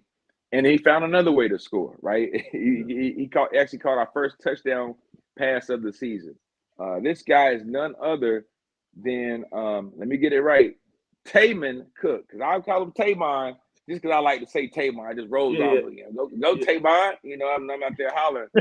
But Taymon Cook, phenomenal kick returner for us this year, man. And this was a guy who decided to come back after a stellar season last year. And Taymon was easily our special teams player of the year, right? Yeah. But to come back this year and to put forth the effort that he's had, and we know that kickoff return, it's a unit thing, right? You need guys to get it done for you. Well, sometimes your speed gets it done for the guys, right? Because his speed was the difference in those returns, right? We saw him break tackles. We saw him outrun angles. We saw him make the last guy miss. But as big as those turns were, it's the moment that he did them in. It's when we needed them most, right? So I'm glad that he was able to have those returns. I'm surprised that teams were still kicking it to him midway through the season, because I thought at that point I would already make game plan not to kick it to him. Yeah, We it found out was we funny. got some guys. Hey, it was funny because against Campbell, they would do it on the pooch kick, and then I guess it was already determined that whoever called it was still going to toss it back. We're gonna toss it back to him. Try to get Tamon Tamon that last touchdown so he could tie Malik Wilson. He finished one short. But Doug, before you do that, go ahead and give me the Jamaican air horn. We need so that caps off your 2023 Doug's Dudes list, but Tamon Cook also is officially the BlueDeathEye.com 2023 Player of the Year, and we got some highlights. Let's just step back and remember his greatness. Tamon Cook grabs this one at the 20. He's got some space down the sideline. Cook to the 25, 20, 15, 10, 5, and into the end zone. He can take it all the way to the house. Barely touched there as he crosses the 50. And then you see press that go button, that X button, where you just keep pressing it on PlayStation, on the PS5, if you can afford it, but I digress. Cook all the way to the crib, house call for North Carolina A&T. Back deep, number 18. Tamon Cook will return this one from around the 5. He's got a hole down the sideline. And that's pretty impressive right there, because sometimes, you got guys don't trust their speed and they like to cut back. But he just said, I'm staying on my line and you ain't catching up to me. And he did what he did. That dude that guy had the angle initially, but it didn't last long. Cook! Can he beat the kicker? He can, and he's in for 6. Setting up the blocks. Cook using that speed, getting to the sideline. And winning the foot race all the way to the end zone. Owen Daffer will come on for the extra point. Or anything like that. It's a lot of time left, but you have to start playing better football. Like you say, Doug, these all came in big time. We down 17-0 here against Richmond. Offense is doing nothing, going nowhere, and we need a spark. And he's like, well, y'all can't throw it to me. I'll find some way to get in the box. Cook fields this one just inside the 10. Changes field. Tamon Cook has some room. He's across midfield and is going to take it to the house again. Tamon Cook, 92 yards for his third kickoff return for a touchdown of the season. To set things up, his stop and go, you see he catches it just inside the 10-yard line and doesn't really turn it on until he sees that green grass and he hits that seam, and that's murder she wrote. You're not going to catch Tamon Cook in the open field. And if there's a silver lining offensively, special teams in this season so far for the Aggies, it's Tamon Cook. And like you say, Dougie, he just didn't do it as a kick returns. He also was an impact on the offense. Wide receiver was just wiggling. All right, jet sweep. Coming to the outside. One man blocks 2. This is Ahmad Ross. To the house. Touchdown. A team that doesn't score scores. A little unpredictable right now on offense. Brickhouse sends away a. This is actually on as a gunner on kick coverage. So he's also playing on the defensive side, special teams. Nice kick. Pringle is met immediately and brought down, with the beanbag coming out at the 43-yard line. Excuse me, at the 38-yard line. So that's what I got. Hopefully it wasn't too blurry for you guys, but that was how reminiscent of that play was it that, from the Elon game when he came down and hit the guy and got tossed out the game. I know, and that hurt us. That could have been a different game if he was still there. Man, look, that definitely hurt us that game. But yeah, Tamon, keep that up, man. That'll get you playing on Sundays. Bill Belichick, if you listening, Tamon is here in Greensboro. He covers kicks. He returns kicks. That like a little Slater, just like a little Slater. We need him. Yeah. All right, so look, guys, I know it's been a long night, and we already kind of passed our 90-minute mark, so we got to kind of start wrapping things up. So we got one more award. We got the BlueDeathEye.com Post of the Year award. Before we do that, right, Let's go through our annual routine since this is the last show of the year and we're kind of marching into the holiday season. We always, this time of year, we always try to say one thing that we're most thankful. This is Thanksgiving tomorrow, right? Thankful for. And then in a couple more weeks, we're going to have Christmas. So what's your Christmas wish list? And then after that, what is going to be your New Year's resolution? And this could be a personal resolution that you or as a fan or a resolution that you want to see the school, the team, or the university make. So what's something you're thankful for? What's something you have a wish, a Christmas wish list you want to see under the Christmas, under the Christmas tree, Christmas morning, and what's the New Year's resolution you want to make? Craig, you go ahead and start. Things I'm thankful for. I'm always thankful anytime the sun comes up. I'm here to see it. Yes, sir. Every day above ground is a good day. So I'm thankful for health. I'm thankful for good health and having a great family and a support system to take me through all this football season. Because my wife is what. My wife is like incredible. I wouldn't take nothing for her. She's the best. She is a bigger football fan than I am. She will hunt down A&T tiddlywinks if it's on flow, and call me into the room to sit down there and watch it. So so Craig, how did Missy handle this 1-10 campaign? What's her mental health status right now? She was not happy. She was not happy. Her thing is that I think she was more disappointed about the fan base, the way the fan base kind of got down on the team more than anything else. She's one of those type of people. If you can't be there when the times get hard, I sure as hell don't have to see you or look at you when the times are good. So, she's a diehard. She's worse than I am as far as being a diehard Aggie. But she feels like give Coach Brown a couple of good recruiting seasons, and this 1-10 season will be a distant memory that people won't even think about in a couple of years. So, okay, I can dig it. All right, so what's the wish list? What's a wish item that you might have? A Christmas wish item. I want 4 defensive tackles, 2 inside linebackers, in the 2 corners. I was about to say, Craig. 2 corners that can cover and 3 wide receivers that can stretch the field. If I can get that, I'll see you in the playoffs next year. Okay, I can dig it. And then you got any resolution? Anything you're gonna do differently? Anything you're gonna try to work on, or you want the school to work on? Anything?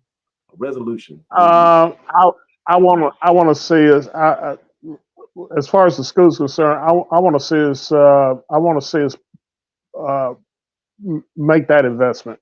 I want to see a public pronouncement about capital improvements, facilities improvements, as far as athletics going forward. The capital campaign. I want to see that rolled out. I think it's past due. I think we got to do it. If you're going to strike, you need to strike while it's fresh and it's hot in people's psyche. Because if you wait too long, people lose interest and then they blow it off. Yeah. I don't want to see it go the way the 1891 club did. Oh, you're gonna get me started. All right, Dougie. In the chat, hey, everybody in the chat too, go ahead and give me things that you guys are thankful for, and your one Christmas wish item, and also a resolution. So you guys play along too in the chat. Doug, what are you thankful for? Now, I haven't talked to Craig Turner in 2 weeks, 2.5 weeks. We just hadn't had a chance to link up and didn't see him at the game. Yeah. But here's my list, right? It's this lets me know that we are at times, as far as we go as a group, when it all comes down to it, we still are closely aligned. Craig, first off, I have family. I have my Aggie family, right? So that's just like Craig. Gotta thank my personal, my family that's, my base, they're my rock, they held us down. Football season's long, and it's not just the shows, it's not just the tailgate, it's just it can wear on us. And that's as fans, right? 1-10 is tough, but the family stuck it out, in those tough days and those tough tailgates. Nobody was there more so than my wife and my kids and all the family. So they held it down, they made the tailgate possible. But when I say family, I really mean my Aggie family, right? I had this season, had a chance to meet some really special individuals who in a short time have already shaped my everyday life, right? Which I didn't even know was possible. And it just lets me know that, what we're doing tailgating wise and what we're doing as Aggies and supporting the team and all that stuff matters, man. It matters more than we know sometimes. Yeah. But had a chance to meet some phenomenal people this year, kind of like, as I say, right in my backyard, just hanging out at the stadium. And I won't forget, and I cherish some of those relationships and new relationships that are starting to develop. But thank you guys to the Aggie fans and Aggie family. You guys are the ones that make it possible, and it doesn't go unnoticed on our end. But definitely for those kids and those students, right? That what we do as Aggies, man, it's immeasurable, right? You hear some of those kids that come over and speak to us after the game from opposing teams. Your opposing coaches come over and comment how special of an environment that we create and what we have at A&T. And I just don't want folks to take that for granted. The Aggie family is so special. And I think at times, like Craig said, when he mentioned Mitzi, we become fans and we're hard on our guys. We're hard on guys for the way their letter was written on the way out the door, right? Like Aggie, sometimes we just, as we've said before, we need to be more in a supportive role, right, than just be fanatics, right? There's a time to be a fanatic and there's time to be a supporter. So, that's one of the things I'm going to continue to do is try to become more of a supporter. And that's actually part of my New Year's resolution. But my next thing, Craig, I have my wish list as well. And I have my 4 starting tackles, wide receivers. I was thinking the same thing, Craig. Yeah. We right on the same page. We have a whole grocery list of things and players that we want to see come to fruition. And it's exciting, right? As much as I love football season, I love recruiting. I love the offseason. I love being a part of personnel decisions, watching the roster change over. I love seeing kids say they're coming on a visit to A&T. One of the things I really used to like to do is be a part of those visits and feed those kids because they gave me a chance to interact with their families and express how important I thought it was to attend A&T, right? That's my little thing. I like to sell A&T to families and students and kids and everybody else in the community. I kind of inherited that from my father, but I want people to know how special of a place A&T is, and I think kids know. I think families know, and I think the fact that people are reaching out, asking, about the coaching staff, and can you get my kid a look, or can do you think you can pass the word on that we've got some kids that want to transfer? There are people that are beating down the doors to get in the A&T. And I'm not just talking about the 40,000 applicants. I'm talking about active players that are sitting out, players that are transfer. People want to be here. Nothing has changed. We are still A&T. Doug, that bus at Campbell and stayed about 2 hours after the game. They was not in a rush to go back to Bowie's Creek. And all them players got out that bus. Operations director outside looking and trying to round up Campbell's players for 30 minutes, yelling at those guys to get back on the bus. You gotta go. They were having such a good time. Y'all, if y'all weren't back there behind us, what's it, the blue lights? Blue light.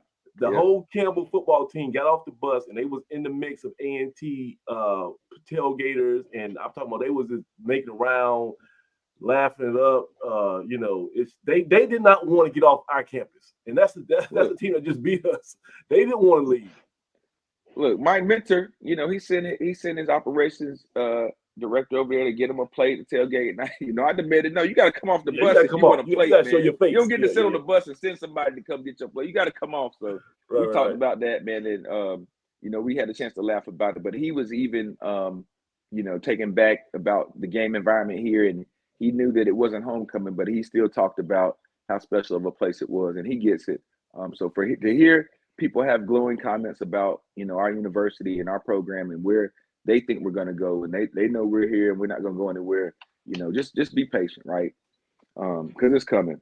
But Craig, yeah, I got a whole wish list too, man, and it matches yours almost to a T. So you know, we'll definitely have a chance to fill some of those holes. And we'll have some spots. So we'll sit back, and I'm sure we'll have time to talk about that. But in terms of a New Year's resolution, Craig, you know, it almost mirrors what you say too, man. I simply wrote down give, right? I want to give more. I want to support our university more. There's many avenues to do that. The main avenue that I want to support is definitely AAF and support Craig and what those guys are doing. And I want to see 1891 continue to be a part of, which is Samaj's baby. I want to see it continue to be a tool or instrument. I think there's so much potential there, right? And I'm glad that the university or the AAF and you don't think there's potential, Coach Vincent Brown? Because I remember at the beginning of the year, he was retweeting that bad boy and saying this is a good way to support the program, and the school still didn't do anything to back it up. So he got frustrated. I guess he can keep, you know, like I say, out of sight, out of mind, Craig. If you don't keep it fresh, then people's going to move on, forget about it. As soon as Vincent Brown got here and found out about it, he was like, this is the best thing since sliced bread. Let's jump on it. And I guess there was still some blockers in Dowdy or Moore Gym, whatever. They didn't want to get excited. But I digress. Go ahead, Doug. Yeah, well, I just want to be a part of the group that gets in line or gets behind and does some pushing too, right? Or does my part. So, you know, Craig, I'm gonna continue to champion that. You know, I got to get me an 1891 hat like my buddy Samaj over there, because you know, one thing about 1891, I was out and about hanging out talking to a guy, and he asked, you know, what's 1891, right? Because not everybody associates that number with A&T, right? Either you know or you don't know. Right. But that just provided an opportunity for me to talk about it and explain it. And then also it just kind of reiterated, hey, you know what? That is just such a great idea. It's a great, I don't know that I've heard of a better fundraising idea than 1891. So, you know, there are some other things. Hopefully, shout out to Paul Gerald. Paul, 50% that's right. of it is his. Paul. 50% of it is his. So but, you know, I'm just, you know, re-energized, and we all know what it takes. It all comes back to one thing. Steve Harrison. Shout out to Steve, because he actually got it to where it is, you know, to where it was actually a program within the AAF, and actually got online. And then he had to step away, and like I was so happy when he came aboard, because he understood the vision, and you know, we don't have a lot of visionaries around there, so he was kind of one of the few. So we got to replace him. But go ahead, I'm taking your time. No, just saying, like, you know, there's different avenues, but find an avenue. You know, let's all get on board. Let's do our part, because it always comes back to funding. And Craig mentioned that, you know, it's gonna take something. And so it's kind of like with voting. You know, I would say, if you don't vote, don't complain. Well, it's about to get to the point where if you don't give, don't complain, right? Because we got a lot of people complaining, and Craig's highlighted it. Ain't so much as many people giving. So I want to be a part of that group that's doing more giving than complaining. And I want to encourage other Aggies not only to do the same thing, but challenge your Aggie friend, right? Like, let's get behind this thing and let's really get this ball rolling. Because I promise you, A&T is a sleeping giant, right? And it's time to stop talking about being a sleeping giant. It's time to wake up. It was evident to me, you know, I know that obviously, but I got more reinforcement on that idea this afternoon at the luncheon when we fed all those athletes. And I'm talking about that's a bigger recruiting or promotional tool does not exist more so than going around and actually talking to a current A&T student athlete. You'll be blown away. Like the people that we're producing constantly, the caliber of people, all walks of life, all nationalities, all ethnicities, I mean, all over the globe. And they the one commonality is that they're so elite. You know, Coach Brown has that elite. Well, we already got elite student athletes. We just gotta continue to assist them and give them all the resources that the counterparts in CAA have. That's right. And also, I'd like to give a shout out to Miss Kim Gatlin for her being in attendance today and coming down. And look, she didn't come down looking for a plate or looking for some throne to sit on. She came down saying, where can I put my stuff down so I can get to work, right? She was ready to come in and pitch in and start working. We're like, no, we're looking for you to come in and just be just be here, just enjoy yourself and interact with everyone. But that's the type of person that she is and the type of Aggie she is. So we're glad that she was able to stop by.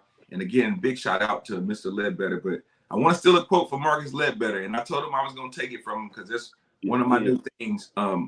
In talking to Marcus and just giving him a shout out on how he did and pulling the event together, he made a comment that said,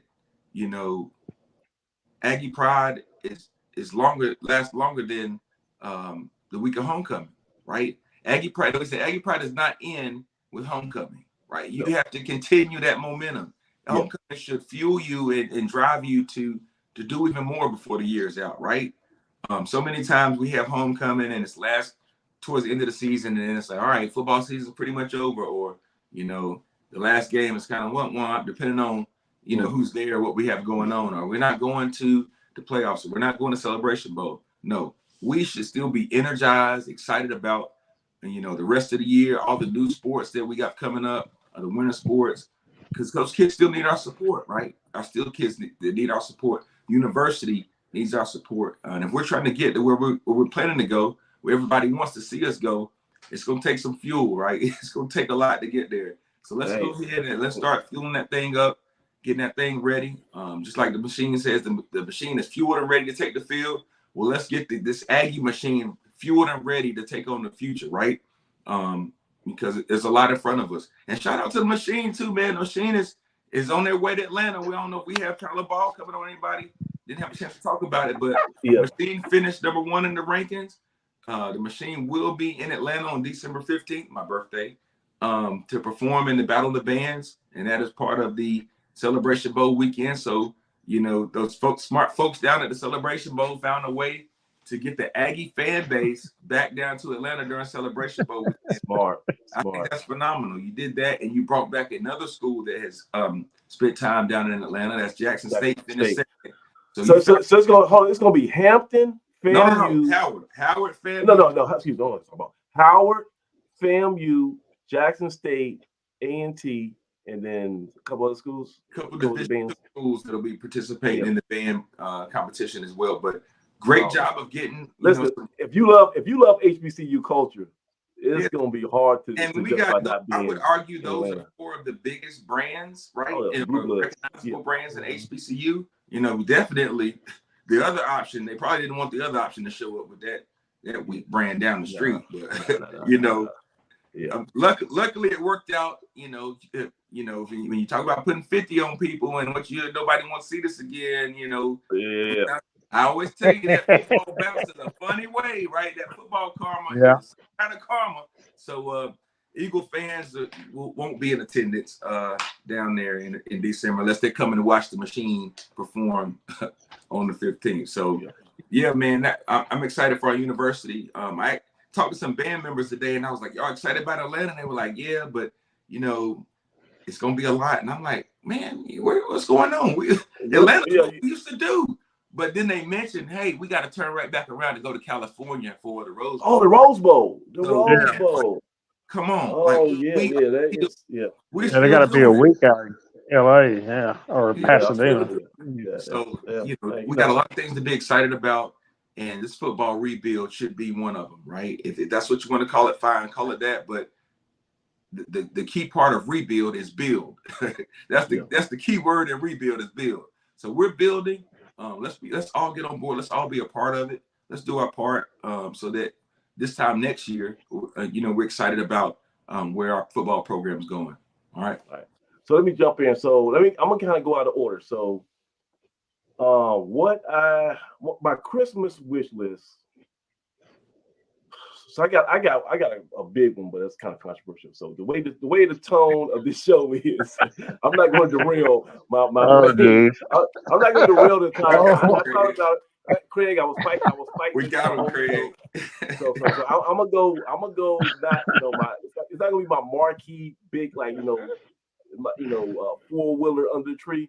it's going to be a smaller gift.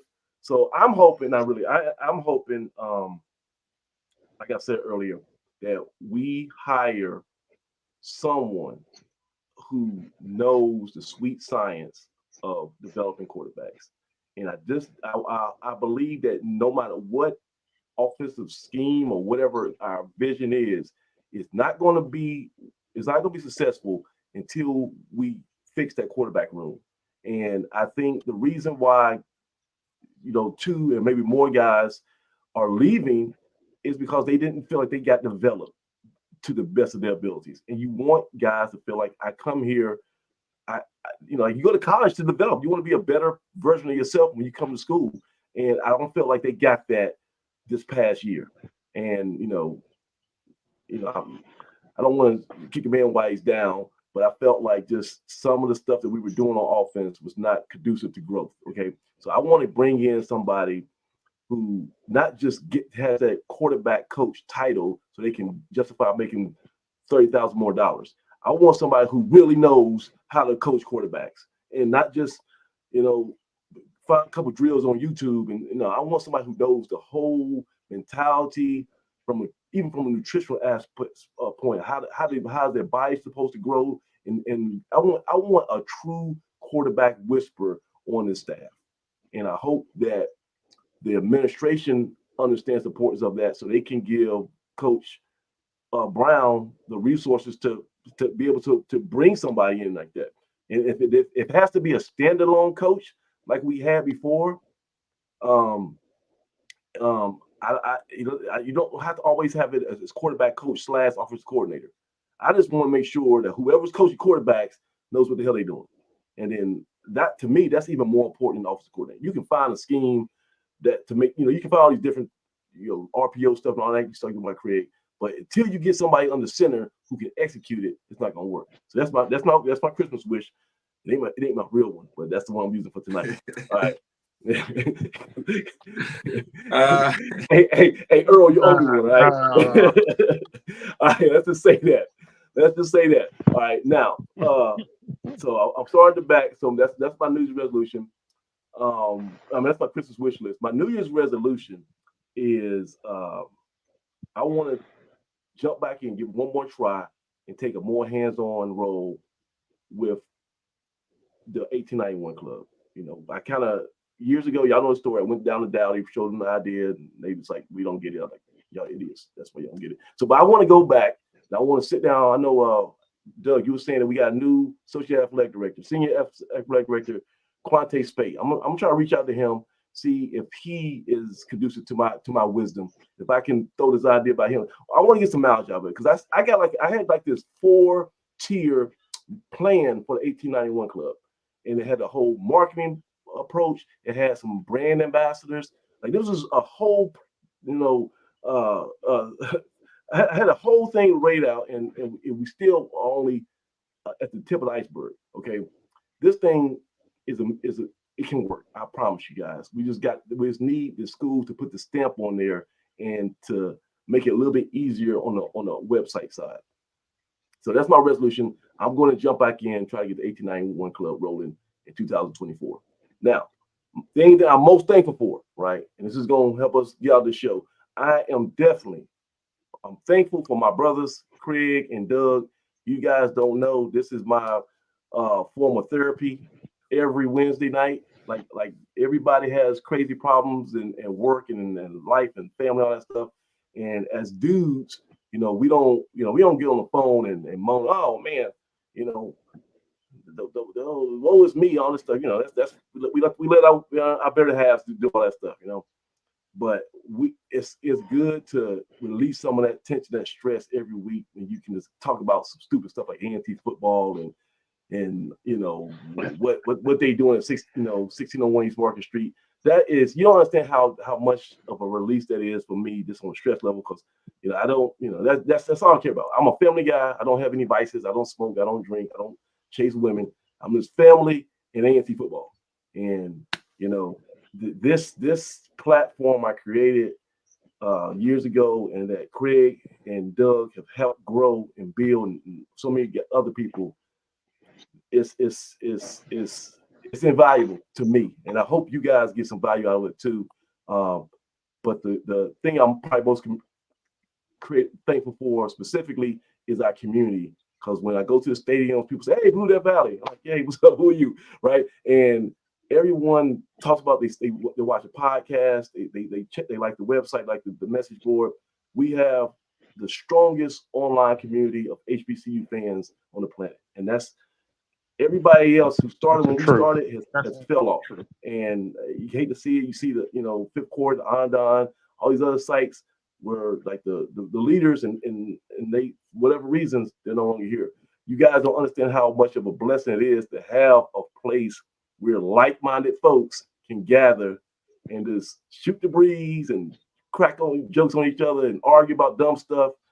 Every day you can come here and find other people from your HBCU background, and you can just mix it up with them. And so I appreciate you guys still coming to the site after all these years, still supporting the website. I mean the podcast after 3 years, and it's only going to get better and better. Saying that, now's the time to award the 2023 BlueDeathValley.com Poster of the Year.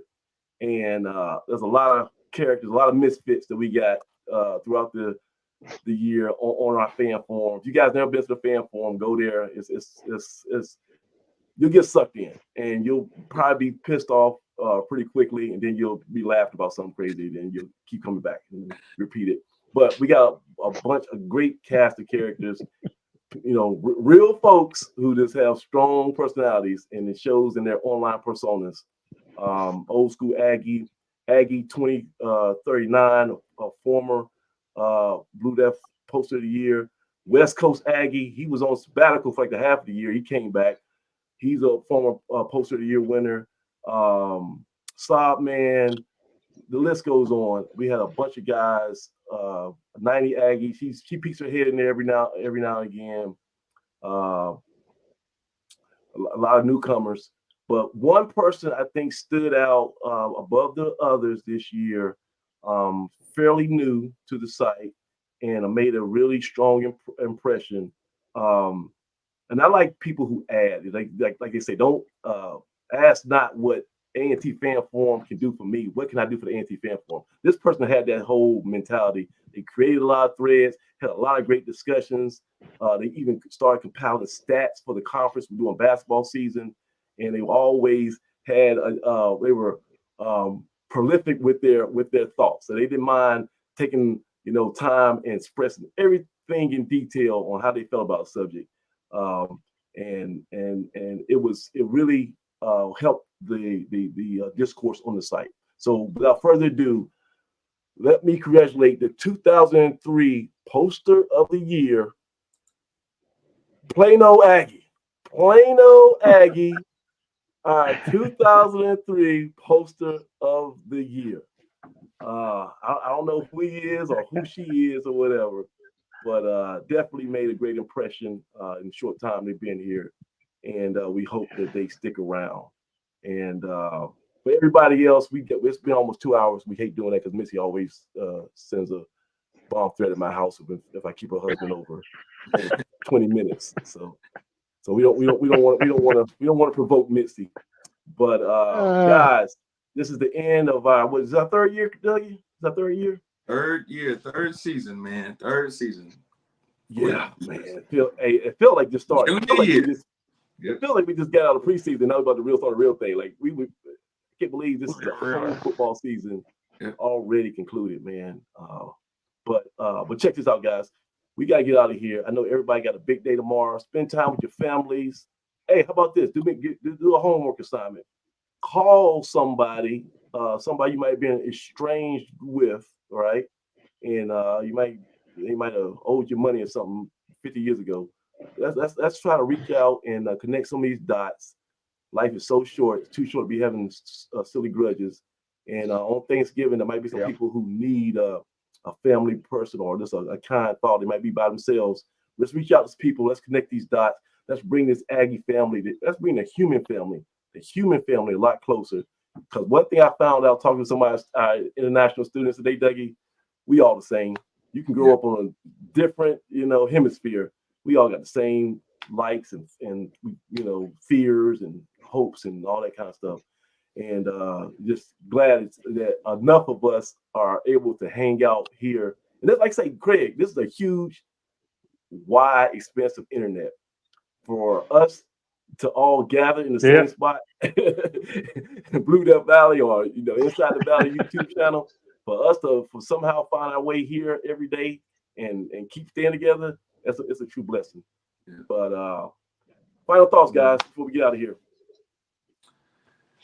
Buckle up, get ready. Up, stay tuned. Things gonna move fast, right? Football season is no longer just the fall, right? We know that around the recruiting season is extended, or the recruiting periods are extended, and we're gonna be right here. We don't know when we'll pop back in, but we're gonna be on top of it. Samaj and Craig don't miss a beat. So stay tuned, listen out for us, and until next time. All right, take us home, Craig. Yeah. Hey, it's been a pleasure, gentlemen, working with both of you again for 30 years. And Samaj, we've been together for God knows how long now. Don't tell her. Hey, I'm gonna show you. My hair was jet black when we started. Hey, at least you got hair. At least you got hair. But we all get a little thin up on top. But gentlemen, it's been a pleasure. It's been a pleasure this season, and Doug, you're right. Things are moving at break at Mach speed now, and there's gonna be a lot of ebbs and flows in these next few weeks leading up to early signing period. So just keep on the internet and check us out on BlueDeathValley.com. And as soon as it breaks, we'll have it out there for you. And who knows, we might be back on another show here in about a month or so. So we'll see. By popular demand, they might force us to do a impromptu show because there's something super breaking, and we always got to be on top of it. We work for the fans. I don't work for the university. We don't work for anybody except the A&T fan base. We take that job seriously. We take it. We try to be fair. We try to be truthful and accurate. And we appreciate all your support. Honestly, I know especially on the fan forum, I give some of my favorite guys, Aggie 2039 and West Coast Aggie. I give them a hard time because I know they can take it. And I like to make fun of those dudes, but they are valuable members of our community, like everybody else. And shout out to Plano Aggie. We got to put a banner up for a couple months on the site because you earned it. And until then, guys, I gotta help my wife some cooking some. I don't know what I'm making, but I might make some biscuits. That's my contribution for tomorrow. But until then, guys, y'all all enjoy y'all Thanksgiving, your holidays. We'll see you when we see you. But I'm for Doug Brown, the president, Craig Turner. I am Samaj Marsh. This has been the season finale of Inside the Valley. See you next time. Peace. Aggie Pride. Aggie Pride.